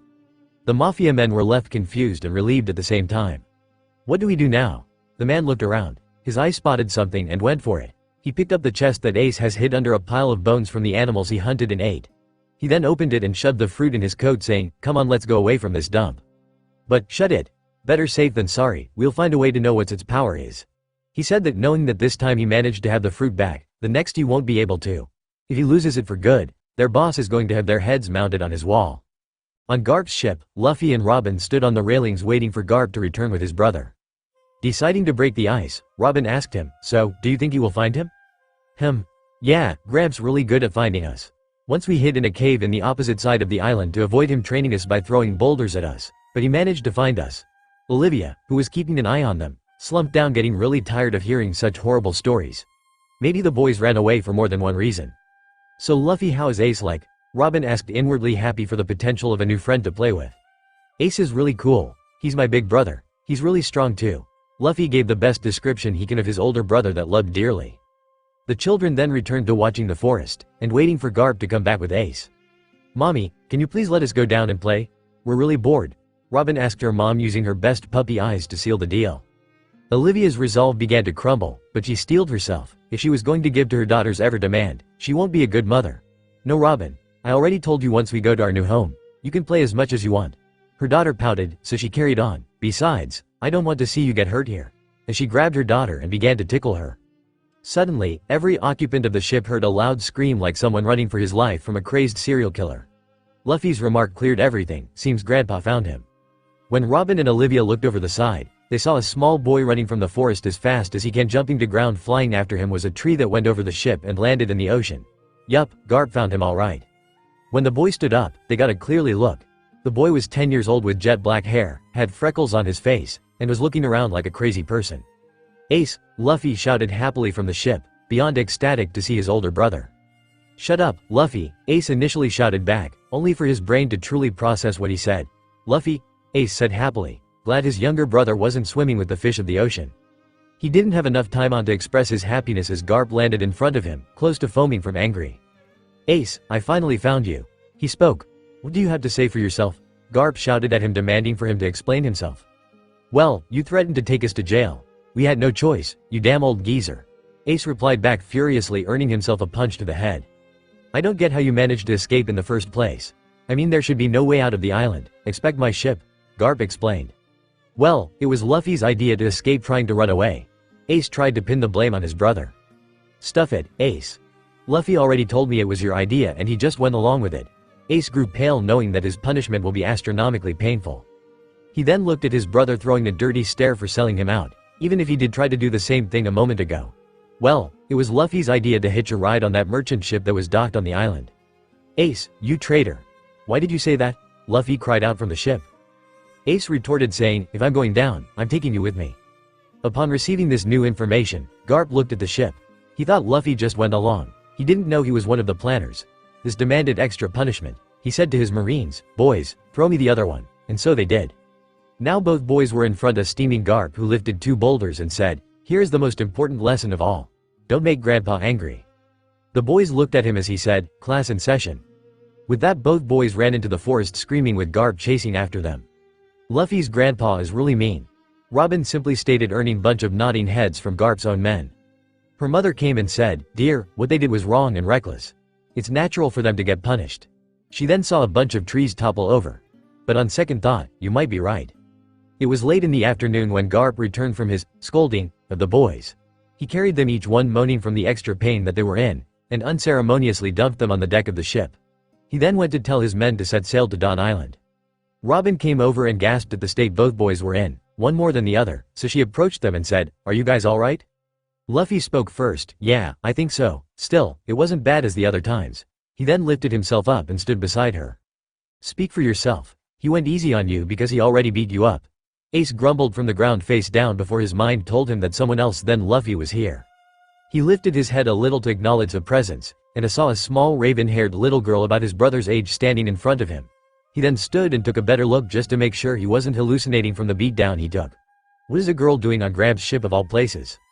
"Ah, Luffy, I'm not imagining things, am I?" he asked, still skeptical things.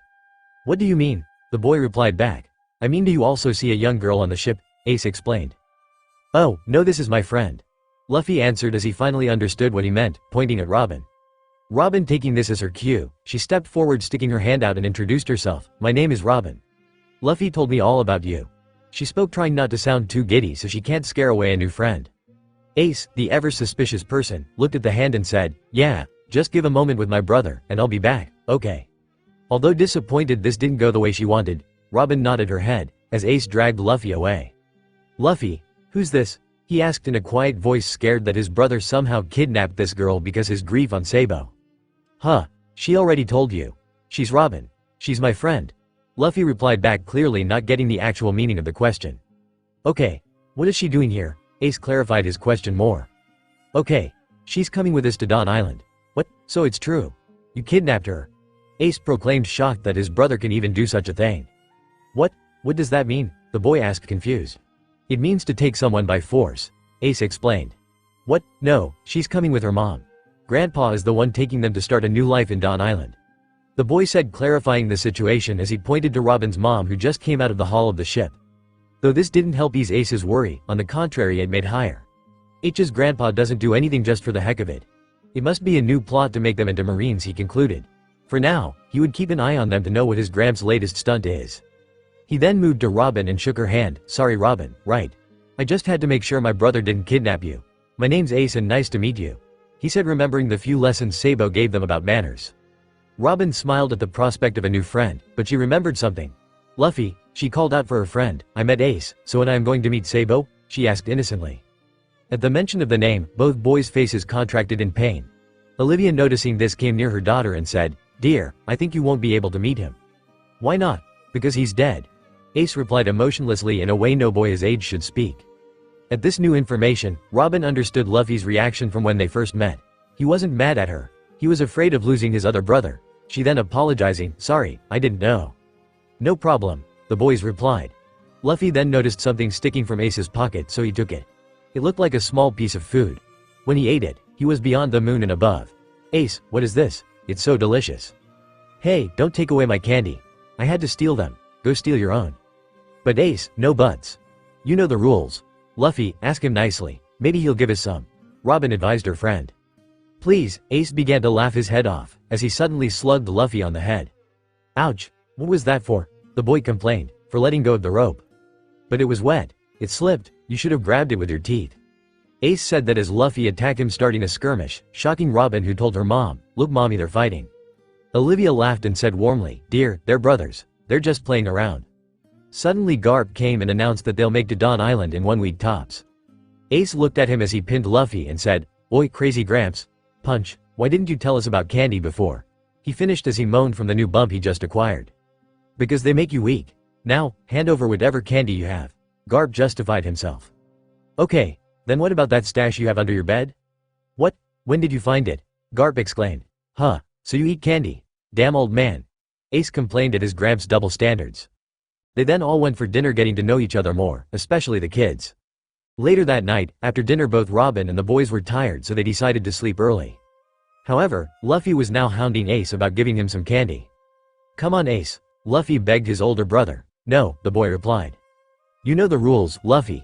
If you can take some from me, then you can have it, Ace said as he put his stash of candy behind, telling Luffy he had to fight him to get some. Luffy then had an idea and went to Robin.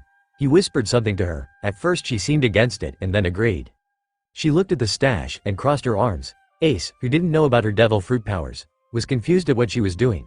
A hand formed behind him, took a handful of candy and threw into the air, as Luffy caught them. Ace could only blink, not understanding what just happened.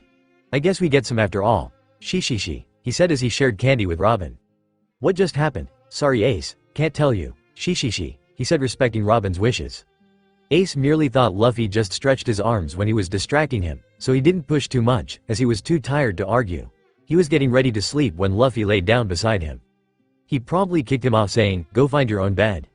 But Ace, there is only 2 here. Then sleep on the floor. I was sleeping on rocks for the last 11 days. I deserve a peaceful night's sleep without you snoring meat into my ear. Robin then spoke up, If you want, we can share the bed tonight. She told Luffy, who blushed a little, but he agreed nonetheless.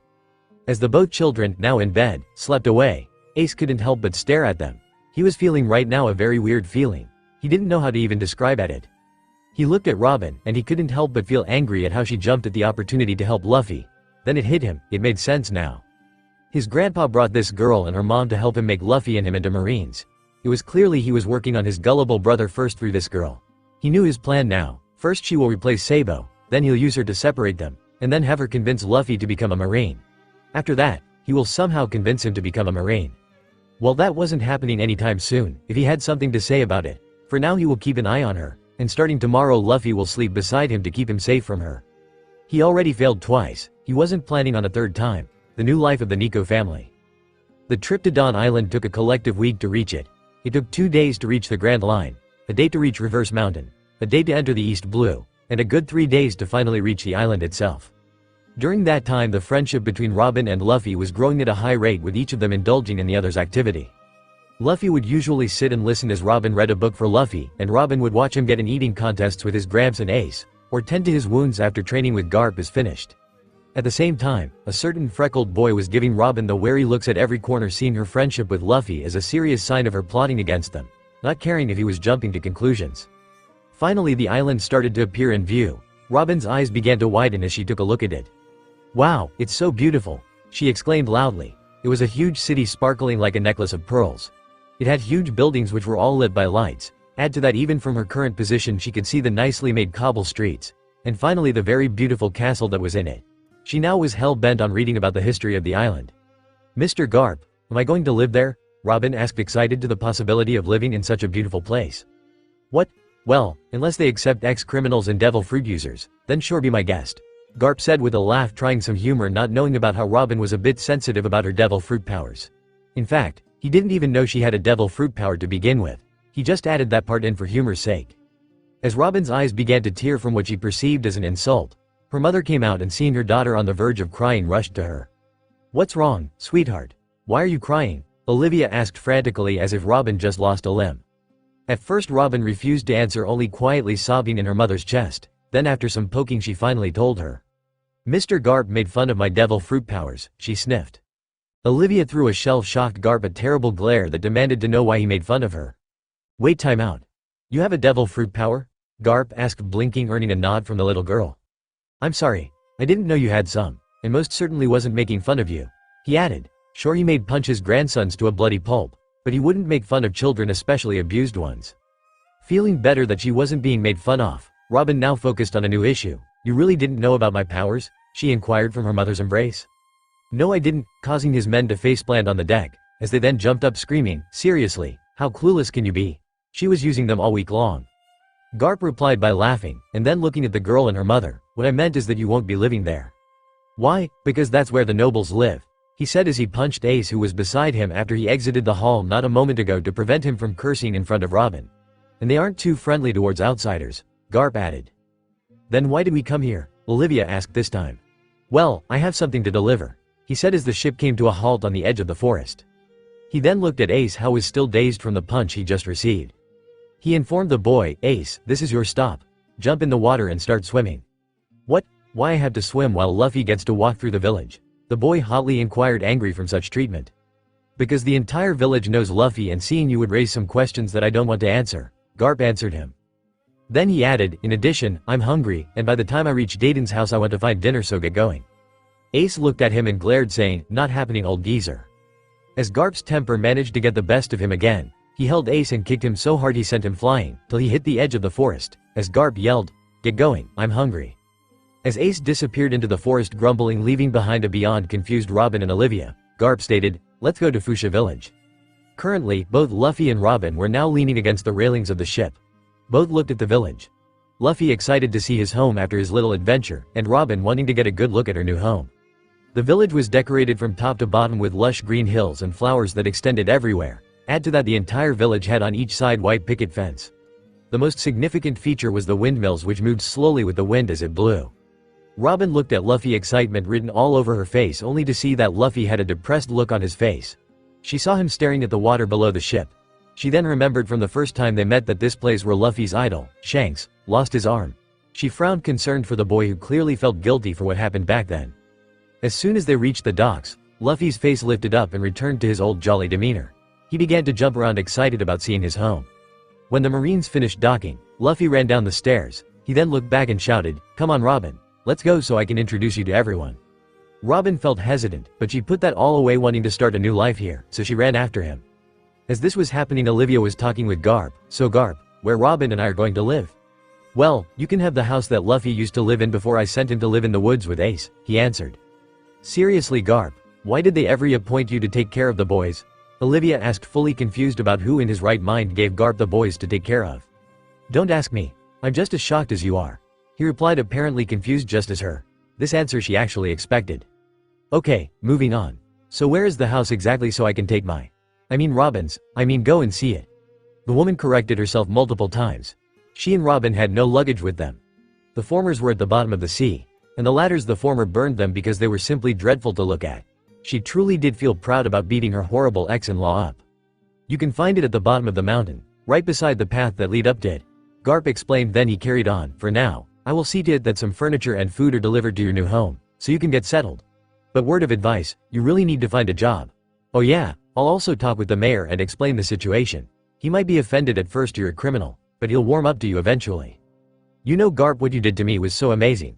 Thank you for such a chance you gave so I can take care of my daughter. Is there any way that I can return the favor? The woman asked genuinely. No problem, and if you truly want to return the favor, keep your nose out of the spider webs. She fully understood what he meant. It was still a tough hit to stomach all at once, but it was worth for her daughter. What a minute, where is her daughter? Her mind asked her. Robin, she shouted in a panic. She couldn't believe she just got here and lost her daughter. Don't worry, Luffy must have taken her to meet Makino. Garp tried to ease her worries. The woman looked at him, not convinced but relaxed a little, knowing that her daughter didn't get lost. Then she noticed the color disappear from Garp's face. Oh no, Makino is seriously going to chew me out for this idea of mine, he said, thinking about the lecture he was going to receive from the woman. Well, it did work nicely for me at least.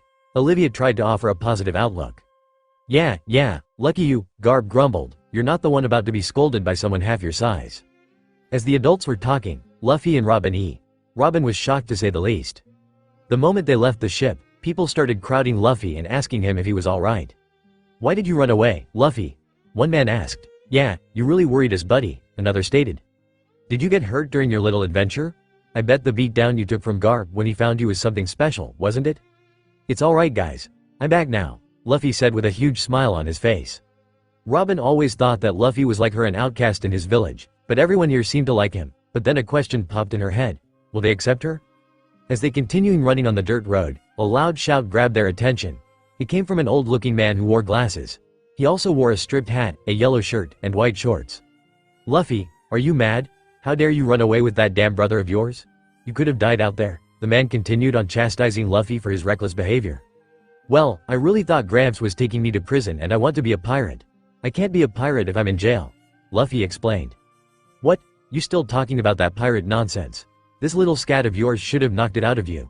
The man exclaimed, clearly shocked that the boy still wanted to be a pirate. No way, Mayor, I'm still going to be king of pirates, Luffy said, shocking Robin that he was talking to the mayor in such a manner. As Luffy ran away, Robin bowed her head and said, It's nice meeting you, Mr. Mayor. As the girl followed Luffy, the mayor sat down in his rocking chair he had with him, and asked no one in particular, who is that girl? So where are we going now, Luffy? Robin inquired. To Makino, I'm hungry and want to eat, he said, shocking the girl since he alone cleaned the entire fridge of the ship. She wanted to argue but knew that Luffy's stomach was like a black hole. Biggest proof, the food tent from back on Ohara that was always cleared whenever Luffy visited it. Finally they reached a building that had a sign saying, Parties Bar, on it. When they entered the establishment, Robin observed her new surroundings. It was a small restaurant-like place with a couple of tables with chairs around each one. A bar was also there holding a couple of stools to sit on. Add to that there were potted plants on the shelves beside the drinks. Then Luffy began to shout, Makino, I'm back. Suddenly, a loud noise coming from upstairs, like someone running in a hurry, attracted their attention. Then a green-haired woman wearing a red scarf with red polka dots, an orange top with long black sleeves with yellow stripes on the chest. In addition, she also wore a blue skirt, came from behind the curtain in a hurry. She looked around until she found Luffy. She then rushed toward him and hugged him, crying all the time. Luffy, you made so worried. How could you and Ace do such a thing? I was so afraid that you both died, Makino cried to the little boy. Well, we really thought Grandpa was going to take us to prison, he said. Makino now was angry. She told Garp his idea was beyond stupid, but he wouldn't listen. She was sure going to give him an earful when he dropped by. She then noticed someone else with Luffy, a young girl with dark hair who blushed when she was noticed by the older woman. And who you might be? Makino asked in a sweet tone. Robin, still embarrassed, she wasn't used for people to talk to her, answered stuttering. I'm Rro Oben, she finally said as she hid her face behind her hair. Makino giggled at how adorable this girl was. Well, aren't you the cutest little girl ever? She said, making the girl blush harder. There is no need to be embarrassed. Robin then made it closer to her as Luffy declared, I washed up on her island when a storm happened and separated from Ace. Makino took a surprised look and said, smiling, so she's your girlfriend, Luffy? This statement made both children blush. No, she isn't my girlfriend, Luffy screamed. Robin's face was already hot red, so she hid her face between her knees. Makino, seeing this, apologized and offered the girl a meal. Robin agreed and went, taking a stool near the bar, when Luffy shouted, make me some too.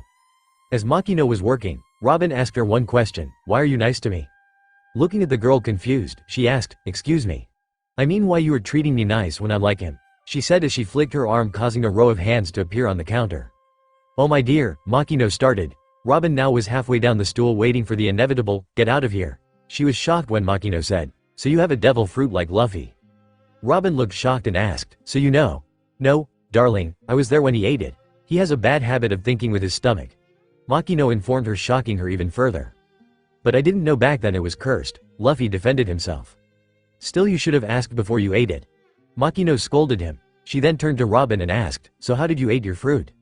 Well, Robin hated remembering her horrible aunt, but she told her anyways. "My aunt that day didn't give me any food to eat, so when I went to the tree of knowledge, I saw a weird-looking fruit. I was so hungry that I eat whole thing even if it tasted like dirt," she said, sticking out her tongue remembering how horrible it tasted. "Oh dear, why would she do such a thing?" Makino asked, concerned for the little girl. "She said that I'm a freeloader, and I should work to earn my food," Robin said in a sad voice. "Well, you don't have to worry about that anymore. Here you can eat as much as you want, and you don't need to work for it," Makino said with a smile. Robin looked at her and wondered, could be there more people like her? She treated Luffy like her little brother, and sometimes a son. She accepted her from the get-go, not caring that she had a devil fruit. All this kindness caused a tear to slide down Robin's eye. When Makino saw this, she hugged the little girl, knowing that she must have had a rough upbringing. After a while, when Makino was handing the food to the children, the doors of the bar opened. Everyone then saw Olivia come in. "Robin, I was so worried for you. Don't run away like that." "Sorry, Mommy," Robin said in low voice, being introduced to being reprimanded by her mom. She then felt her mother hug her and say, "It's alright. Just tell me next time." The girl nodded her head, and then dove in the food Makino made. Olivia then introduced herself. "I'm Olivia, I'm Robin's mom. I presume you're either Dayton or Makino." "I'm Makino. You can call me Luffy's surrogate sister of sorts," Makino introduced herself. "So where do you come from?" Makino asked the other woman. "The West Blue. Oh, it must been a long trip here. Want something to eat?" Makino offered politely. "No, thanks," Olivia declined. "So where did you live before you left?" Makino asked as she cleaned some glass. "Ohara Island, where the Tree of Knowledge resides." This time Robin replied, excited. "You seem to like this place, don't you, Robin?" Makino inquired. "Yeah, I really do. It's actually the only place I kinda miss. The islanders weren't so nice to me," she said. "Oh, don't worry about that here. Everyone will like you, especially since you're so cute," she complimented the girl, making her blush.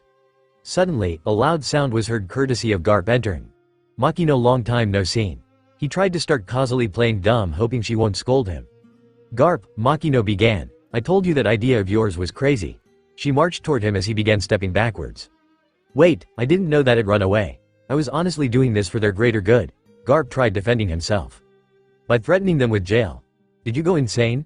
The kids could have died out there." She continuing on, leaving the three behind, blinking as Garp was practically being scolded by someone half his size. Finally, she stopped in front of him, causing him to fall over. "Did you learn your lesson?" "Yes, D. Now you'll pay for the children's meals. By the way, where's Ace?" "I kicked him into the forest to hunt for food," Garp said while picking his nose. Makino slapped her forehead. Truly, there was no way with this guy. She then helped him up, and went to make a couple of drinks for the grown-ups in the room. She called out for Garp as she prepared them. "You'll also pay for the drinks. A true hero would pay for the lady's drink," she said, while Olivia laughed at Garp while the latter grumbled. The green-haired lady then gazed her attention to the little girl. "So Robin, since you like libraries, I bet you're going to be a teacher someday, huh?" she asked as she handed out the drinks. "Actually, I'm going to become an archaeologist just like Mommy, and find the Void Century." Garp's eyes widened, while Olivia's breath got heavier as she was once again transported to that horrific image of her daughter being executed. She was so lost in her mind, she didn't notice the drink in her hand slip and fall. The sound of breaking glass brought her out of her trance. Looking around, she noticed the worried look she was receiving. "Mommy, are you alright?" "Yeah, I am," the ex-scholar said with a forced smile.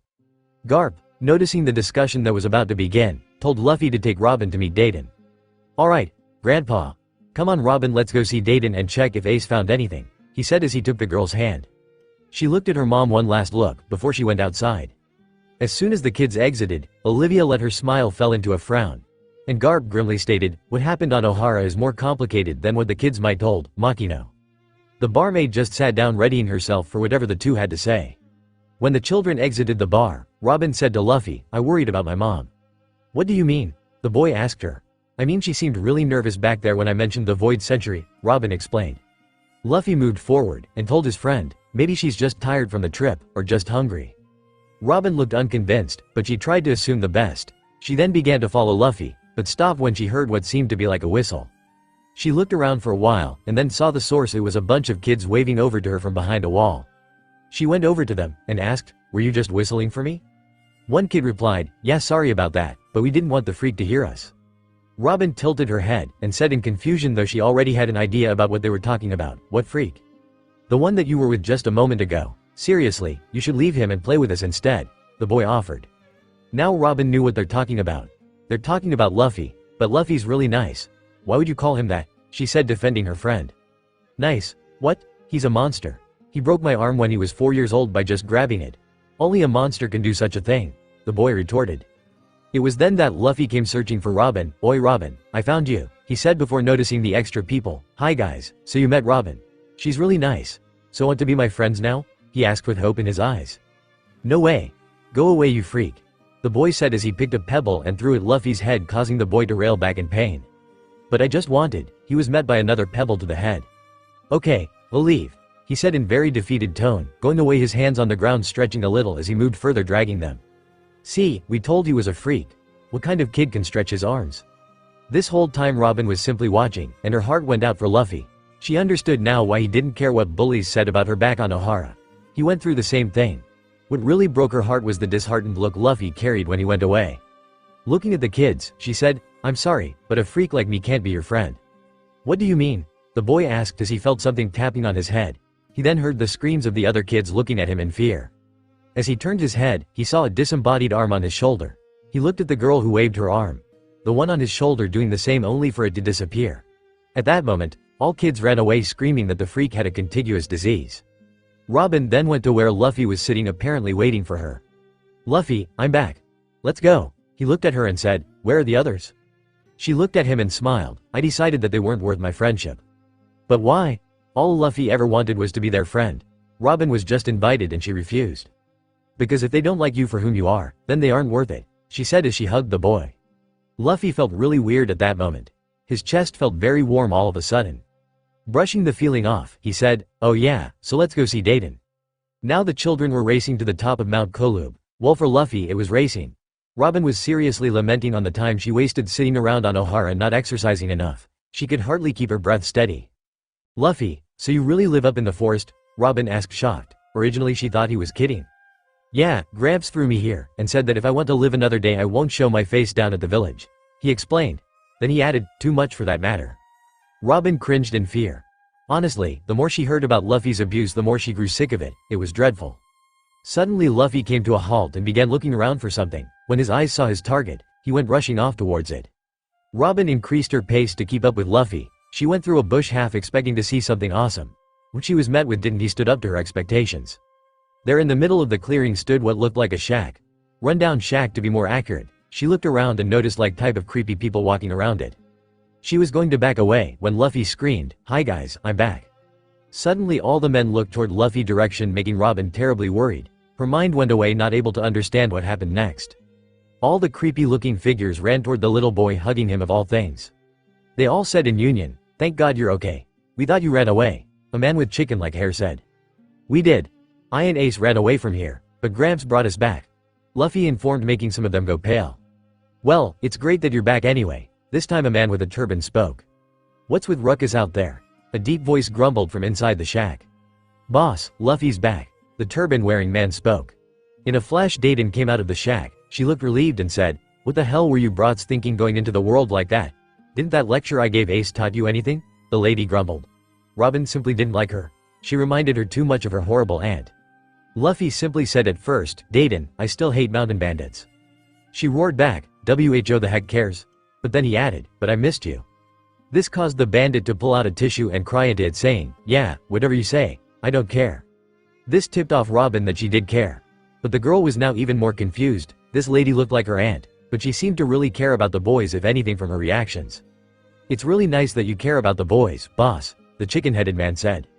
"Shut the hell up, I don't," she roared, then added, "If they go away, who'll go out there and hunt for us?" This remark made all the good thoughts Robin had about her fall away. She was just using the boys just like her Aunt Roji used her. Then Dayton noticed the little girl, and her face gained a new shade of white. She looked at Luffy frantically and said, "Luffy, who's that?" She was terribly afraid of Garp adopting a knot and Luffy were enough. "Oh, you mean her?" Luffy said, pointing Robin. "Yeah, I mean her. she said, lifting him in the air. That's Robin. Grandpa brought her with her mom, so they can live here on Dawn Island. The boy explained as the bandit lady let him down, hitting the ground with a thud. Good. Now where's Ace? Gramps kicked him into the forest to hunt food. Well, at least he will come with something back. Come on, Robin, let's see if Ace managed to find something to eat. Luffy said, thinking about tiger soup or better yet crocodile soup. Robin merely nodded her head, though she was shocked Luffy was still hungry. She came to the conclusion that there is no satisfying his stomach. Maybe it had something to do with his devil fruit, she thought. Luffy then grabbed her hand, making her blush, then he ran with her into the thick forest. But as she went in, she shared a look with Dayton. The turban-headed man came and said, I think you gave her a wrong impression, boss. She doesn't seem to like you. She yelled at him, like hell I care. I'm a bandit, not a daycare supervisor. People are supposed to hate me, she said, though she was a bit hurt at the notion. As both children were now running deep inside the forest, Robin asked, Luffy, do you live with her? What? No, we used to, but we moved out.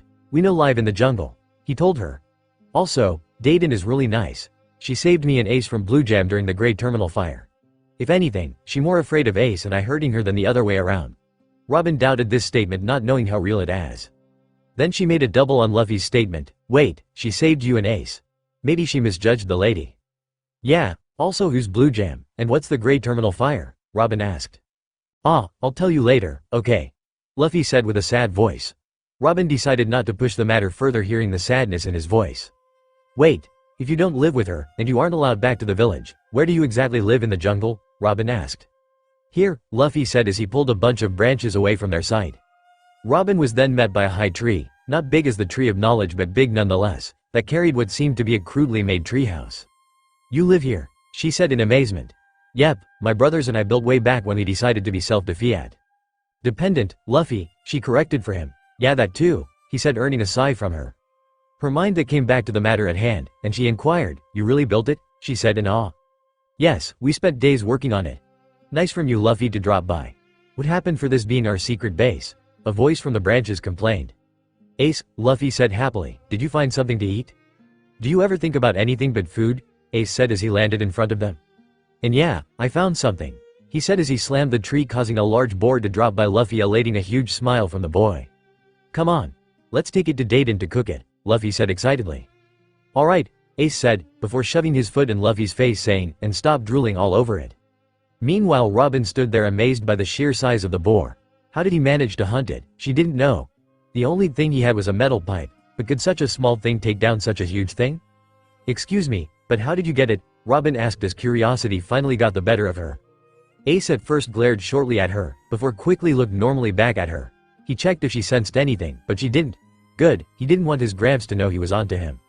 He then said, yes, I did. I hunted it with this pipe. This caused the girl's eyes to widen, making Ace say, why so shocked? We hunted bigger things than this, using pipes only. The girl just nodded, her still not comprehending how that had managed to do it. Ace then lifted the boar, and ushered for both kids to follow him back to Dayton's hut.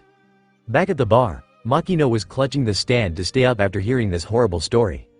Poor Luffy, poor Robin, to go through that alone, Makino said with tears in her eyes. I know it's a miracle they actually forgot what happened.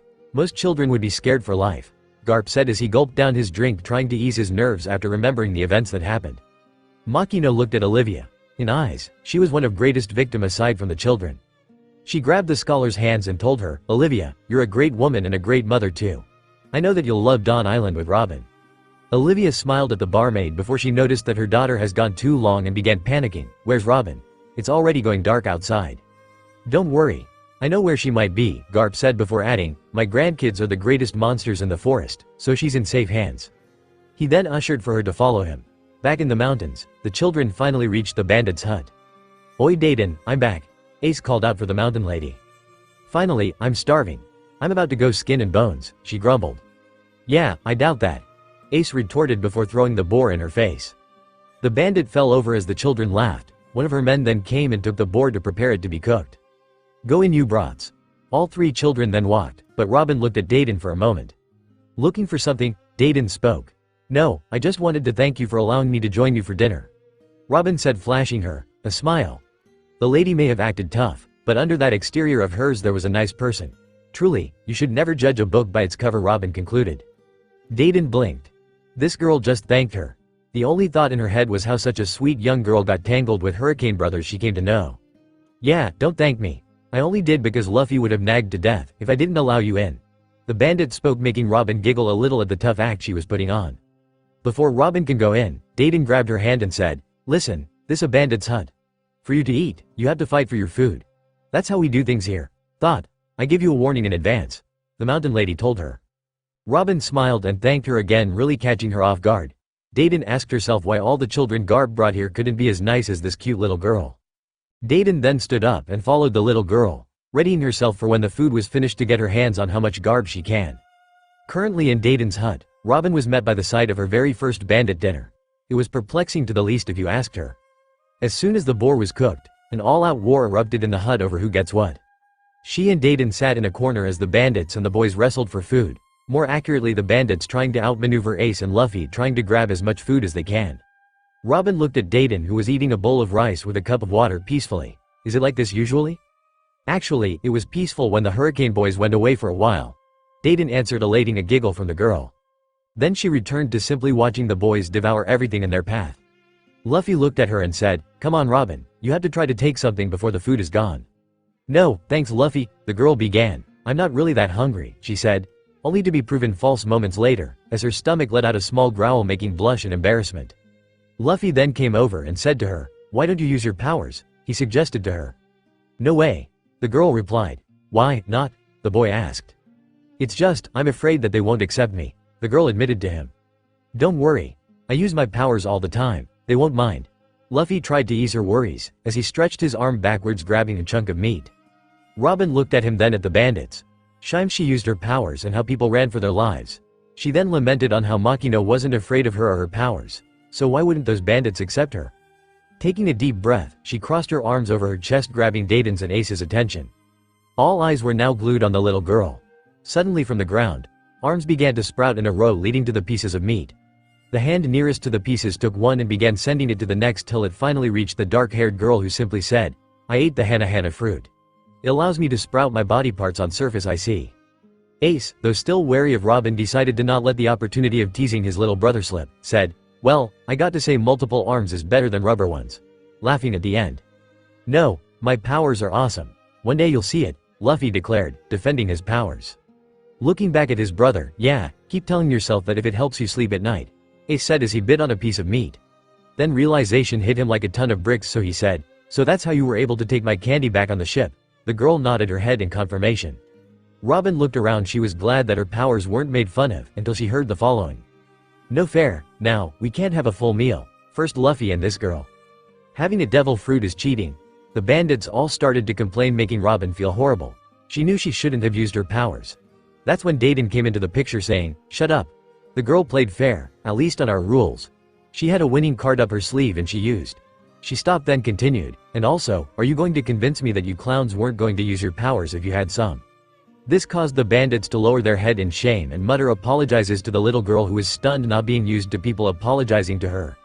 Dayton, on the other hand, used the distracted state of her men grabbing a whole bunch of meat and biting into them. As dinner went, a new presence made itself known in the hut. Olivia barged in looking for her daughter, causing the bandits to swoon at the sight of the white-haired lady. Finally seeing her daughter, she asked her, "Robin, are you alright? Did they hurt you?" "No, Mama," the girl answered at first, before carrying on, "They've been really nice." Then Makino entered, causing the bandits to begin swooning again, saying, "I see that dinner is at full swing." Finally, Garp entered the room saying, "Dayton, Magra, and Dagra." He shouted, making the three mentioned stand in front of him like his men. He then took turn punching each of them. "Why did you punch us?" the orange-headed lady complained. "Because you allowed the boys to run away," he asked her. Knowing arguing isn't going to lead somewhere, she nodded her head. Then Garp looked at Robin, who had a happy expression on her face as her mother sat down beside her. "I take you took care of this young girl," he said before his voice took a darker tone, "because she and her mother are under my protection. Any kind of damage that happened to her will be returned to the source 10 times over." He finished, making the bandits shake in fear. "Of course, I wouldn't allow a fly to hurt her," Dayton answered quickly. "Good, I'm hungry," he said as he took a piece of meat. Olivia looked at her daughter's happy face and smiled. Robin then sprouted a couple of arms, taking another piece of meat and handing it over to her mother, who in turn felt truly happy that her daughter wasn't ashamed of her powers anymore. "Mama, look. I can use my powers and people aren't afraid of me," the girl said happily. Great, sweetheart, what do you mean? Makino asked. While on my home island, people weren't too fond of my powers. They'd always stare at me and talk about me when I walked past them. The girl started talking, gaining everyone's attention. Some would call me even a monster. The kids would always pick on me, and I was always alone. My life at home was really horrible. My aunt would beat me up and call me names, and force to work so I can eat. Robin finished and saw crying faces all around her. Her mother was truly heartbroken, hearing firsthand at how the islanders were not but horrible to her daughter. Makino was in tears hearing the girl's entire story. At the beginning she thought Robin only came from an abused household, but this was too much for a child her age to handle. Garp sighed seeing the similarities between Ace and Robin, both having a rough upbringings. He then took a look at said grandson and saw a weird look in his eyes, the one that often come with stupid ideas like his impelled down idea. Ace on the other hand didn't believe a word she said. In his mind, if his grandpa was going to make a story to gain his sympathy or at least trick him, he should try something else than, "I was abused" tale. It was a cliche any idiot can see through it. Luffy then stood and held Robin's hand and declared, "Well now, you're with us and we don't care if you powers or not, right Ace?" Said brother replied quickly, "Yeah," not knowing what he answered. For Robin, Luffy cheered, making the girl smile. He was then followed by everyone else. Using the happiness as his cover, Garp grabbed Ace and took him outside to talk. He needed to know what crazy idea was running in his grandson's head. Deep inside the forest, Garp now stood with Ace. "Spill it, Ace." "What do you mean, Gramps?" Ace tried playing dumb, only receiving a punch to the head. "I saw how you were looking at Robin back there, so start talking," Garp stated. "I know your plan, old man," Ace said as if it was the most obvious thing in the world. "My plan?" Garp parroted back. "Yes, that one where you're going to use that girl to make me and Luffy into Marines." "Well, it's not happening. I'm onto you," Ace explained. Garp stood there for a moment. He then exploded into a fit of laughter. His grandson thought that he brought this family all the way from the West Blue just to make him and Luffy into Marines. He was truly delusional. He promptly punched Ace again, screaming, "Don't say things like that again. I don't need a little girl to make you into Marines because you're going to be ones whether you like it or not," Garp said at first. "Also, this girl has been through enough. She doesn't need your own failures and self-identity issues to make her life worse," he finished. "What do you mean?" Ace said in an angry voice. "I mean, don't let your heritage and own failures blind your judgment, Ace." He spoke calmly, hoping to get his point through. "I know what happened with Luffy and Sabo shook you up real good, accompanied by the life you had, but don't take it out on that girl. Don't let your own problems lead you to hurting others," Garp advised his grandson in a rare moment of wisdom. Ace nodded his head, showing his Gramps that he fully understood what he was saying as they headed back to the hut. That was on the outside. On the inside, Ace was more convinced than ever with this so-called scheme of his grandpa. He just needed Luffy to wake up before it was too late for him. He'll work on that later, he said to himself. Meanwhile at the hut, Olivia walked outside from the partying to take a breath of fresh air. Someone followed her and said, "Enjoying the stay so far?" Makino asked. "Yes, this is so wonderful. I hope life continue like this," she said before tears filled her eyes up. "I mean, all those good things happening in a row can't be attributed to only luck," she said as wiped her tears away. "I'm glad you like it," she said at first, then she asked the woman, "But if you don't mind me asking, why did you get nervous when Robin said she wanted to be an archaeologist?" Olivia took a deep breath. "Because archaeology took so much from me. To know my daughter is going down this path frightens me. For the last days, I've been having horrible images of her. The ex-scholar couldn't even continue. Such a thought too much for her to handle." Makino hooed, "Don't worry, maybe she'll grow and forget about them." The white-haired woman could only hope that. They then heard a rustle in the bushes, for it to be revealed it was only Ace and Garp. "What were you doing out here?" Makino asked. "I was just talking with Ace about how proud I'm of him because he's going to be a Marine," Garp lied. As if, Ace said, receiving a hard punch to the head.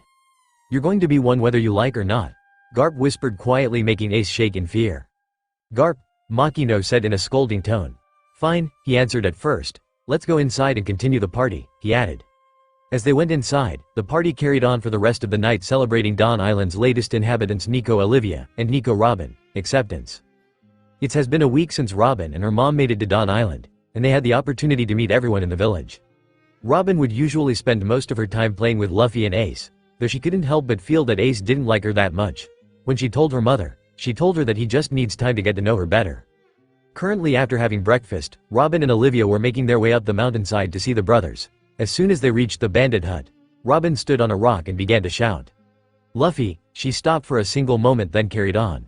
"Ace," she continued like this for a while, until a loud sound stopped her. "For the love of Pete, can you not shout every time you come here?" Dayton complained as she came out of her hut still in her nightgown. She then added, "It's too early," though in reality, it was 11 in the morning. The bandits that Dayton had seemed to disagree with her as they all swooned over Olivia. "Good morning, Robin." The bandits greeted her, which she replied back saying, "Morning." "Good morning, Olivia." The bandits spoke in a gushy manner. "Morning," Olivia said, forcing a smile on her face. Sure, she was classified as a criminal, but she didn't like her daughter hanging too much by the bandits even if she knew that they wouldn't harm a fly, and they are deathly afraid of Garp.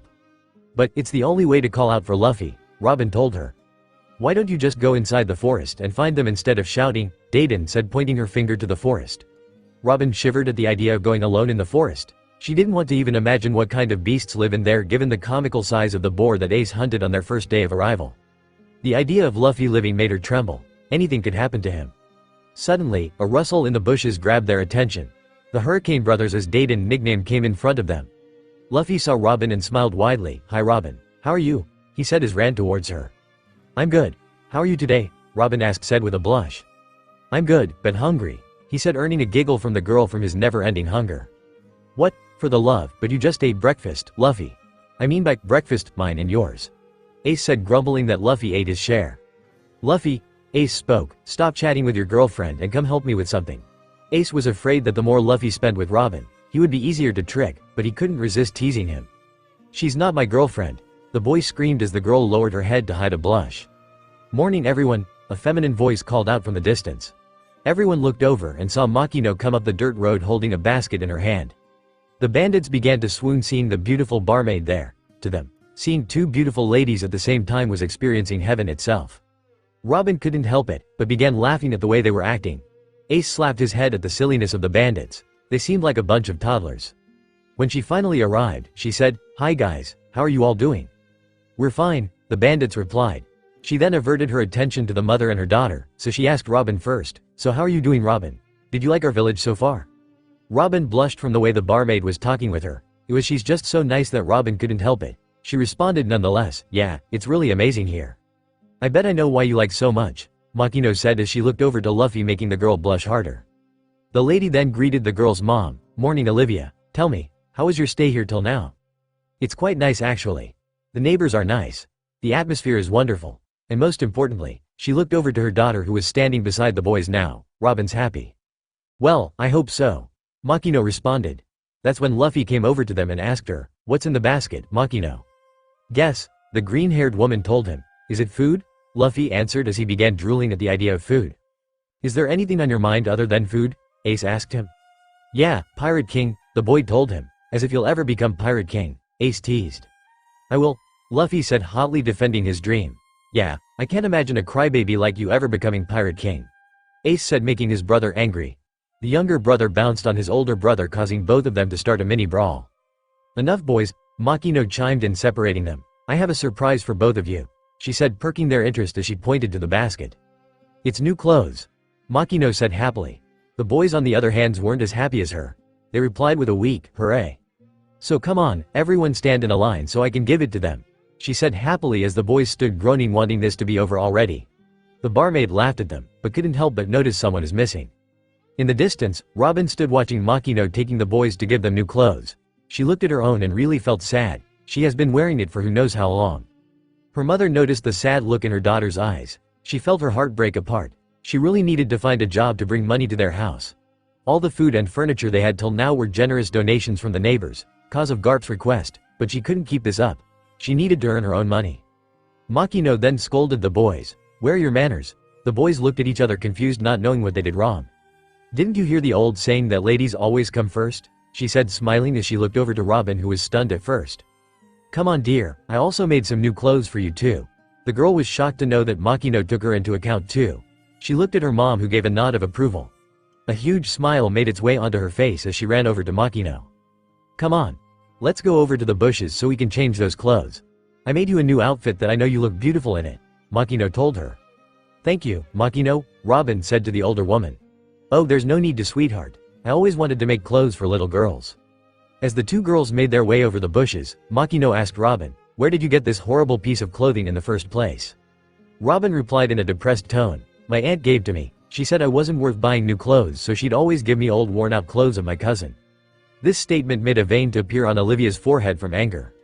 "Well, I bet you're glad you won't have to see her again," Makino said, earning nod. After a couple of moments have passed, a loud squeal was heard. "Oh, you're so cute, Robin," Makino said, hugging the girl. "Could you be my little sister, please? I always wanted one."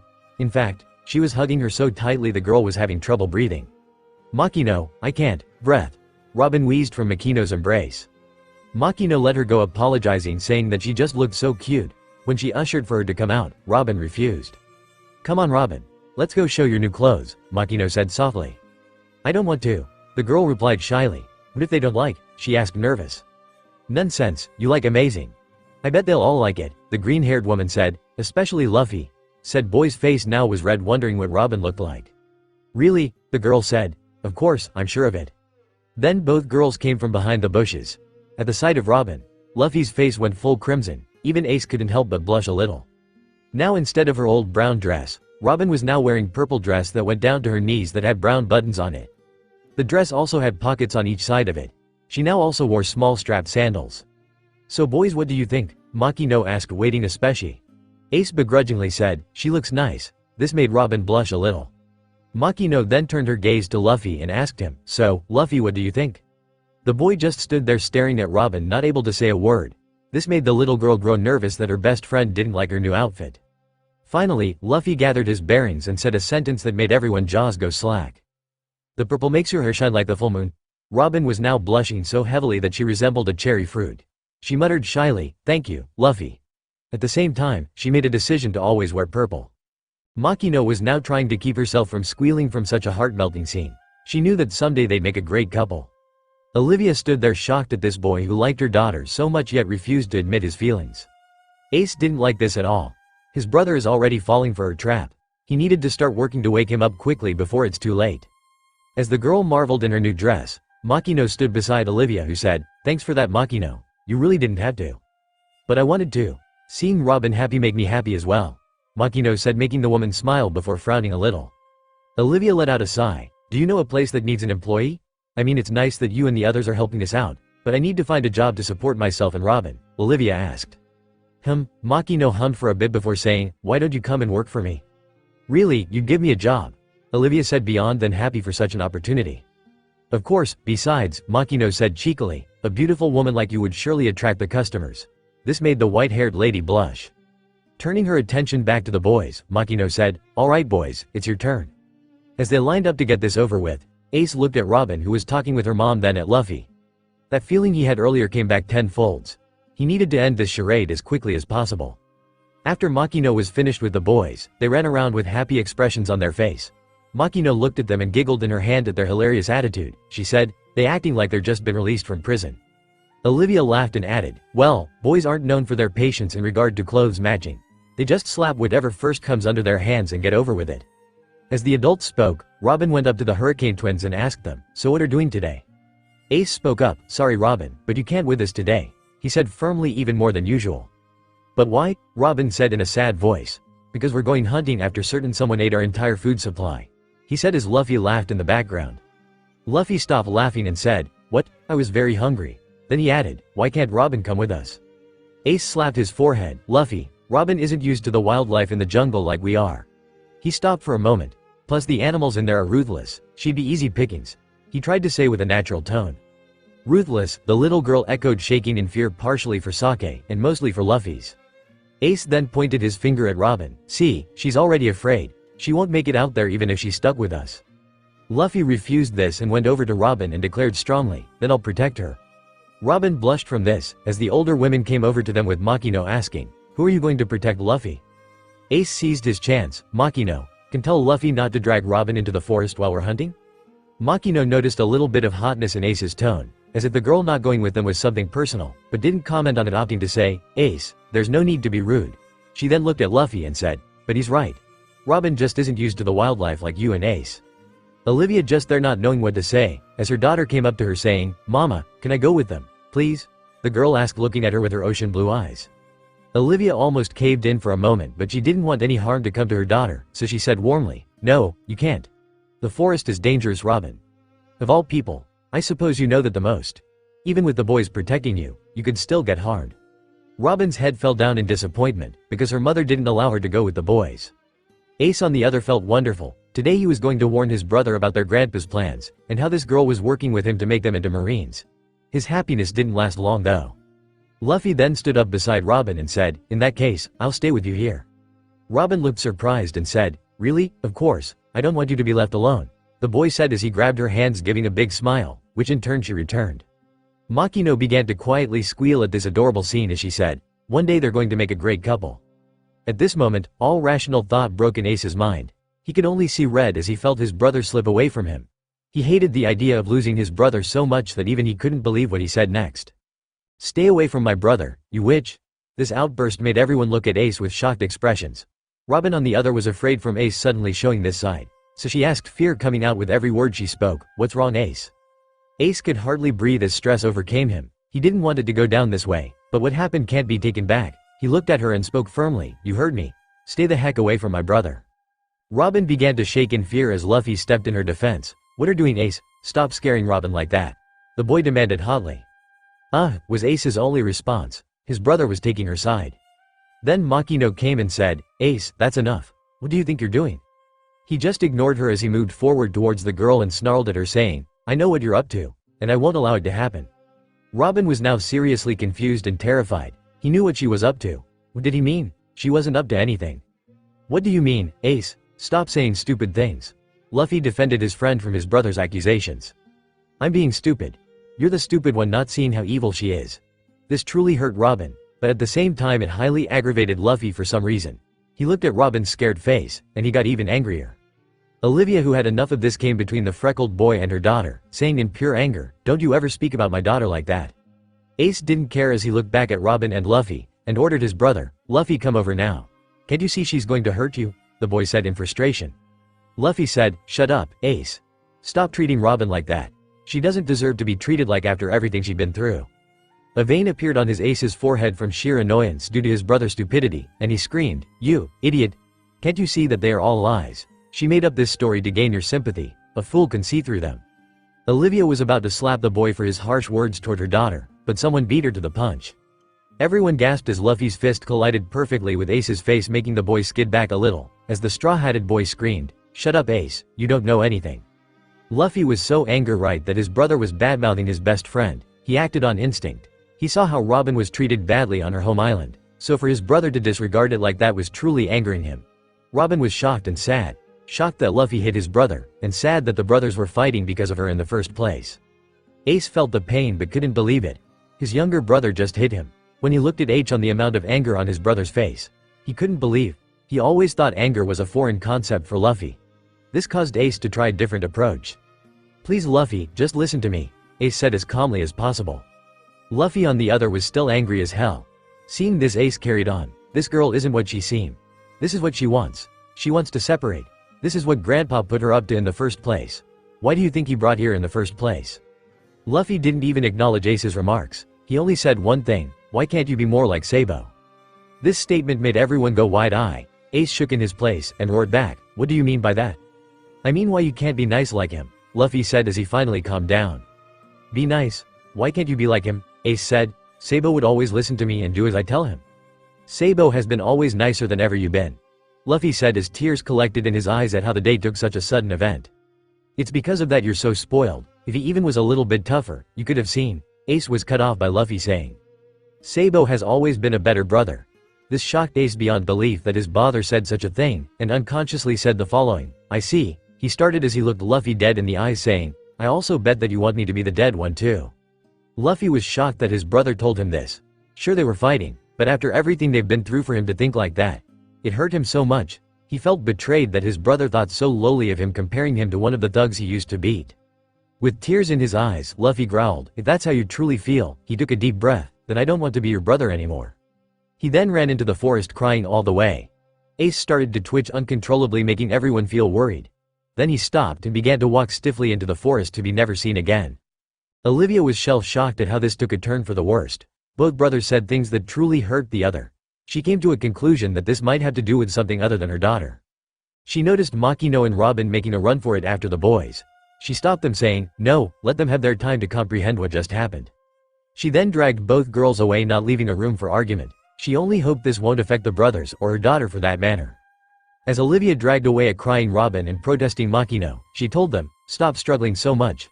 Let the boys have their time to process what just happened. Forcing them to see each other now will only cause further trouble." Makino said, "But we can't leave them in the forest alone to sulk away." Olivia replied, "They're both strong enough to take care of themselves, if the animals they hunt are anything." She then breathed out. What they said to each other was very harsh, though she couldn't imagine a kid as nice as Luffy could say such hurtful things. Let them breathe out of their system, and hopefully in a day or two they will make up. As she let go of Makino, after making sure that she won't go after them, letting the green-haired woman go to her house. Olivia took Robin to their home. Once she reached it, she entered her house and began preparing dinner. She was angry and sad. Angry that Ace was so convinced with his made-up plan that he actually yelled at her daughter and accused her with all these horrible things. And sad that things between the brothers came to such a horrible conclusion just because of said made-up plan.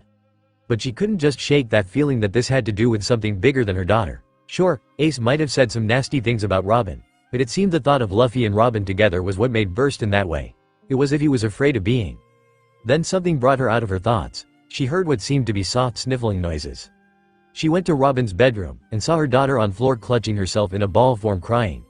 "Robin, what's wrong? Why are you crying?" the mother inquired. "I feel so bad that I caused Luffy and his brother to fight over me," Robin said during her wailing. She then added, "Luffy must hate me now."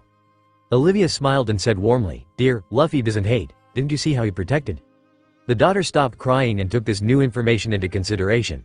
Then she asked an important question. "Do you think Ace was saying the truth? That Mr. Garp only brought me here to trick Luffy into becoming a Marine?" Her mother immediately told her, "No, and don't ever think like that. If Garp wanted to make his grandsons into Marines, he actually would have taken them into Marine Ford." "Then did Ace say all those horrible things about me?" the girl spoke. Truly, Olivia didn't know, but she could only blame Garp for this whole mess. Hadn't he threatened his children with prison, maybe Ace wouldn't have come up with such a ridiculous to begin with. But then again, it did help her in the end. If Luffy didn't wash on Ohara, God knows what could have happened.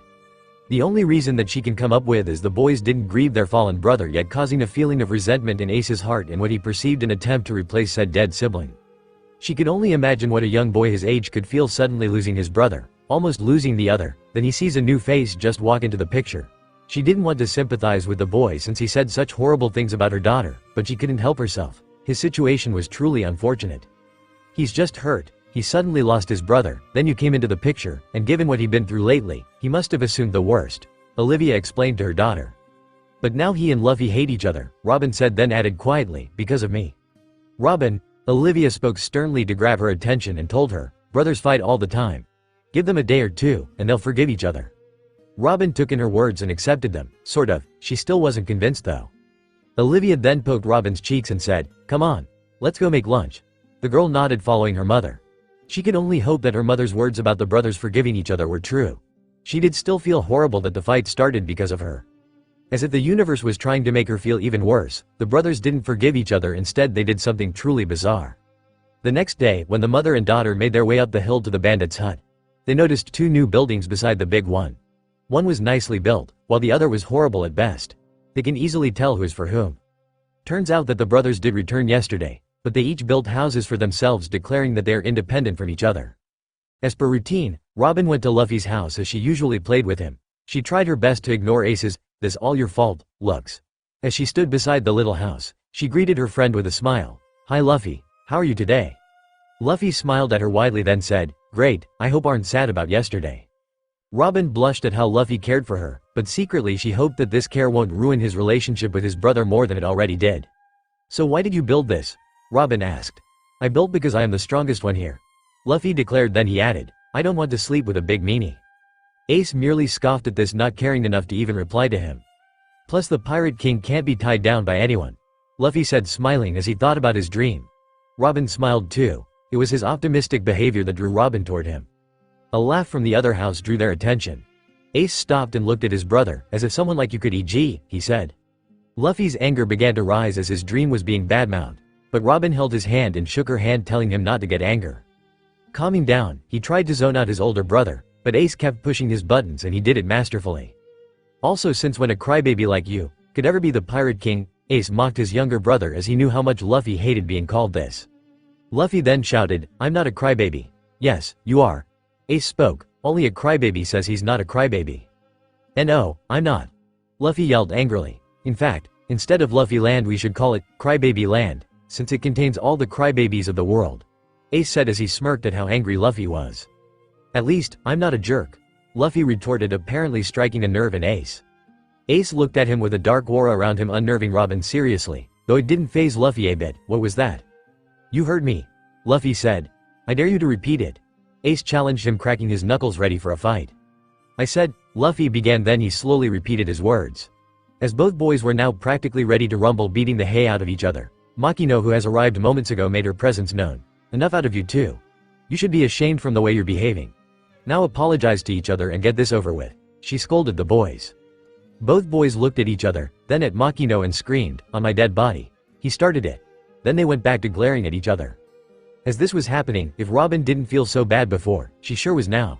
She couldn't believe how bad the brothers' relation with each other has worsened due to her arriving at Luffy's island. Makino saw Robin's depressed look, and went over to her. "Why are so sad, Robin?" "I really feel bad that," she sniffed her tears that were gathering in her eyes, "Luffy and Ace are fighting each other cause of me." Makino looked at Robin and smiled at how sweet this little girl was. She then told her, "Don't worry, dear. They'll forgive each other eventually." She warmly told her, hoping to remove such thoughts from her head. "Now why don't you go grab Luffy and play with him?" she suggested. The girl nodded, then went and grabbed Luffy's arm, saying, "Come on, Luffy, let's play." The boy followed her and they began playing together.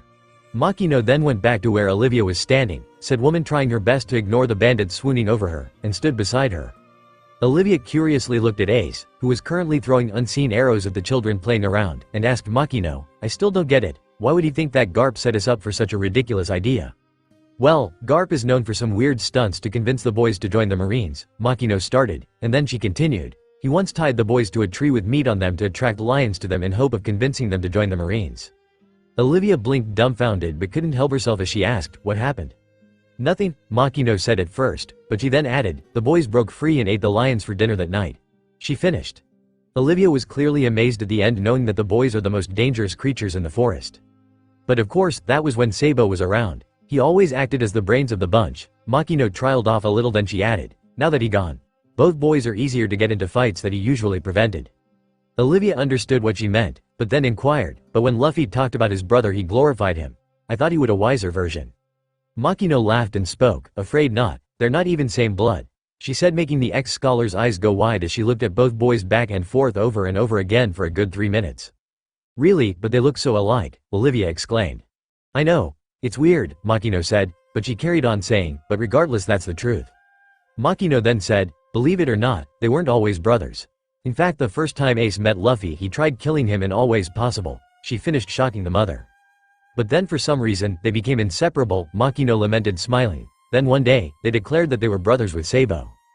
Then when Sabo died, Ace promised Luffy he would protect him till the bitter end." Olivia looked at the freckled boy and knew that he had some story behind him that may explain his actions from yesterday. As the days went on, both boys hasn't made up yet. Both refused to acknowledge each other, and went to such lengths as ignoring each other's existence. So that's why one day Olivia decided to take action and try to make things good between them. It was another regular day when she and Robin hiked the mountain, but they noticed that a certain freckled boy wasn't present. Olivia took her chance and went to talk to Luffy. "Luffy, can I talk to you for a bit?" The boy nodded as he came closer. "Don't you think your fight with Ace has gone long enough? Shouldn't you apologize and make up with him?" she more told the boy, then asked him. The boy looked down, his hat concealing his eyes as he said, "But he said really mean things to me." Olivia smiled and added, "And you did too." She then carried on, "You're still brothers at the end of the day. Shouldn't you forgive each other?" Luffy looked at her and nodded in agreement, but he said, "Not today though, I don't know where he is." "Okay, tomorrow you go make peace with him," she said with a smile. "All right," he said, then he grabbed Robin, who was standing beside them, and dragged her away, saying that they should play hide and seek. Olivia could only smile, hoping that this feud ends as soon as possible. The next day, Luffy followed Ace deep into the jungle, hoping to talk to the boy and end their feud. As they went deeper inside the forest, he noticed that Ace he finally stopped. He smiled, this was his chance to talk to him. At the same time, Olivia and Robin made their way up the mountain. They now stood in front of the bandit's house waiting for both boys to come from the forest. "Ace," Luffy shouted to his brother, who was sitting on a tree. Said brother ignored him for a few minutes, before acknowledging him by turning his head and saying, "What do you want?" "I want to apologize to you." Luffy began talking. "I said some really mean stuff and I'm sorry." Ace merely scoffed and turned around, saying, "Not good enough and too late." Unbeknownst to them, a third presence was watching them. Robin looked to her mother and said, "Do you think that Ace will forgive him?" The mother smiled at her daughter's gentle heart and how she cares for others. She then crouched on one knee saying, of course, they're brothers after all. Right now, Luffy was standing in a tense standoff against the greatest bear Goa Forest had to offer. Luffy looked back at Ace and screamed, Ace, I seriously need some help here. Ace mocked him saying, aren't going to become Pirate King? If you are, you can handle him. He then carried on, why don't ask your little girlfriend for help? Luffy fumed as he looked at the enormous bear. Robin sat down a little. It has been a while since they came here. They're kinda late, aren't they? The little girl asked. Her mother, though concerned, said, it's a big forest, Robin. You just need time to find him. She then looked up and noticed the clouds beginning to become dark. Luffy was now charging at the bear as Ace was watching him. He jumped under the bear's claw as he swapped down, hitting the bear on its leg. He then jumped in the air trying to hit him in the head. Big mistake. As rain began to slowly fall, Olivia took Robin inside the bandit's shack, hoping to protect from getting sick. Ace's eyes could only see everything happen in slow motion. He first saw his brother in the air, then the bear swapping his claw at him. Blood was spraying everywhere from Luffy's frail body. Ace's eyes widened as he put his lungs to the test SW inside the bandit's shack. There were only 3 people, Robin, Olivia, and chicken-headed man known as Magra. Robin hugged her knees as she said, Mama, I'm worried. Her mother looked at her and asked, what do you mean? I mean, I have a feeling that something really bad happened. Her mother then hugged her, telling her everything was alright. She looked outside and sighed. If the boys don't show up soon, she would have to go home with her daughter. Ace was currently running as fast as he can with an almost lifeless Luffy on his back. He didn't know where he managed to find the cover to protect his brother from the rain, but he didn't care honestly. His number one priority right now was to save Luffy's life. As he ran, he finally found his destination coming into view. As Olivia was about to carry a sleeping Robin home, a harsh knocking sound woke her daughter up and caught everyone's attention. Then the screaming began, Dayton country, open up. Please, it's an emergency. Anyone please help me. Ace's terrified voice came from behind the door. Quickly, Olivia went for the door to see what got him so shook up. When she opened, she was terrified herself. What she was greeted by was a terrified and hysterical blood-soaked Ace, holding a near-dead pale as a ghost Luffy on his back. Olivia quickly snatched the boy who was hanging to life by a thread. She then shouted, Magra, quickly bring some bandages before it's too late. Said man sprang onto his feet when he saw the state Luffy was in. Robin, upon seeing her best friend in such a state, was beginning to cry, until her mother told her and Ace, stay right here. I'm going upstairs to hopefully save his life, she said as she went up to Luffy's and Ace's old room with Magra following with the bandages, leaving behind the terrified children. Robin looked at Ace and fearfully asked him with tears in her eyes, what happened? Ace could only sit there in silence, before he started crying for the first time in his life. It has been 6 agonizing hours, but Olivia finally managed to save Luffy's life. She was currently upstairs with the boy to keep watch on him for a little longer. Down, however, loud wailing could be heard for miles, as Ace was crying his eyes out saying all the time, I'm worthless, completely worthless. Magra looked at him and tried to calm him down, so he said, now, Ace, Luffy is alright. He just needs some rest and he'll be back to his old self in no time. This didn't help Ace in the least as he continued crying, berating himself. So Magra asked him, didn't you guys usually hunt them together? Ace looked at him and said between his sobs, I know, but I was so angry at him. Robin, who was sitting beside waiting for her mom to come, decided to ask him, why do you hate me, Ace? I hate you because Ace stopped. He didn't know anymore. He just knew he had a very uncomfortable feeling every time he saw her with him. He had long abandoned the idea that his Gramps said to make him and Luffy into Marines the moment he saw the bear maul his brother. He remembered his Gramps' words from the night he confronted him. Don't let your heritage and your own failures blind your judgment. This is what his grandpa meant. There was no plot, there was no plan, there was only him assuming the worst. This worst led to the worst possible case, which is his brother and him fighting and the former almost dying. Because he was jealous, a new voice interrupted them. It was none other than Olivia, who just came down from upstairs after making Luffy was alright, who said that. Ace looked at her and said, what do you mean? Let me ask a question. Does seeing Luffy with my daughter makes feel uncomfortable? Does make feel left out? Does make feel alone? Ace thought a little. What she described was what he was experiencing. Every time he saw them he figured that his brother was going to leave him all alone. That he will never look back at him. That Ace's presence was not important anymore. That Ace himself wasn't important anymore. He finally answered, yes. Olivia looked with sympathy. This was nothing more than a boy afraid of being forgotten, left alone, and never cared about. Though this didn't justify his actions against her daughter or even his brother, it did explain them. Of course, you would feel like that, she said. You lost a brother and almost lost the other only for a new face to come in who your brother was totally in sync with. Made you feel that you're going to lose him, didn't it? Ace didn't answer, just sat in silence, but that was all the answer she needed. Olivia then said, "You don't need to worry about that. Ace, Luffy looks up to you. He glorifies you. He loves you so much, he wouldn't try replacing even if he will have to die for it." Ace nodded his head, deciding to apologize to Luffy once he woke up. Still, he shifted uncomfortably hearing the death part, but he still wasn't sure of them even though they said nice words and Ace threw out of his mind the conspiracy theory. He still needed further proof. Then it popped in his head, this how he trusted Sabo and Luffy. He needed to ask the question.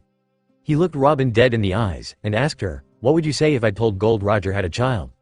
Robin and Olivia tilted their head curiously at this question that came out of the blue, but they could tell that it meant something to Ace from the serious tone he said it in. Robin then answered him, "What difference will it make?" Ace blinked and said, "Excuse me." Robin then elaborated more, "I mean it wouldn't make a difference to me whose his parents are. I just want to make friends." Ace's mind failed him, then he jumped to his feet shouting, "Wouldn't you say that he should die? Or he should burn in hell with his father, or his mother should have been killed for even carrying him?" Needless to say that shocked both ladies. They looked to Magra who sat there quiet. It was as if he was used to this. Then Olivia said, "Ace, who told such things? He's just a child." Ace looked her in the eyes, "That's what I've been told my entire life." He said then he accidentally let something slip through his mouth. "Every time I asked anyone this question they would say that I'm not allowed to live." Though Robin didn't get it at first, her mother did.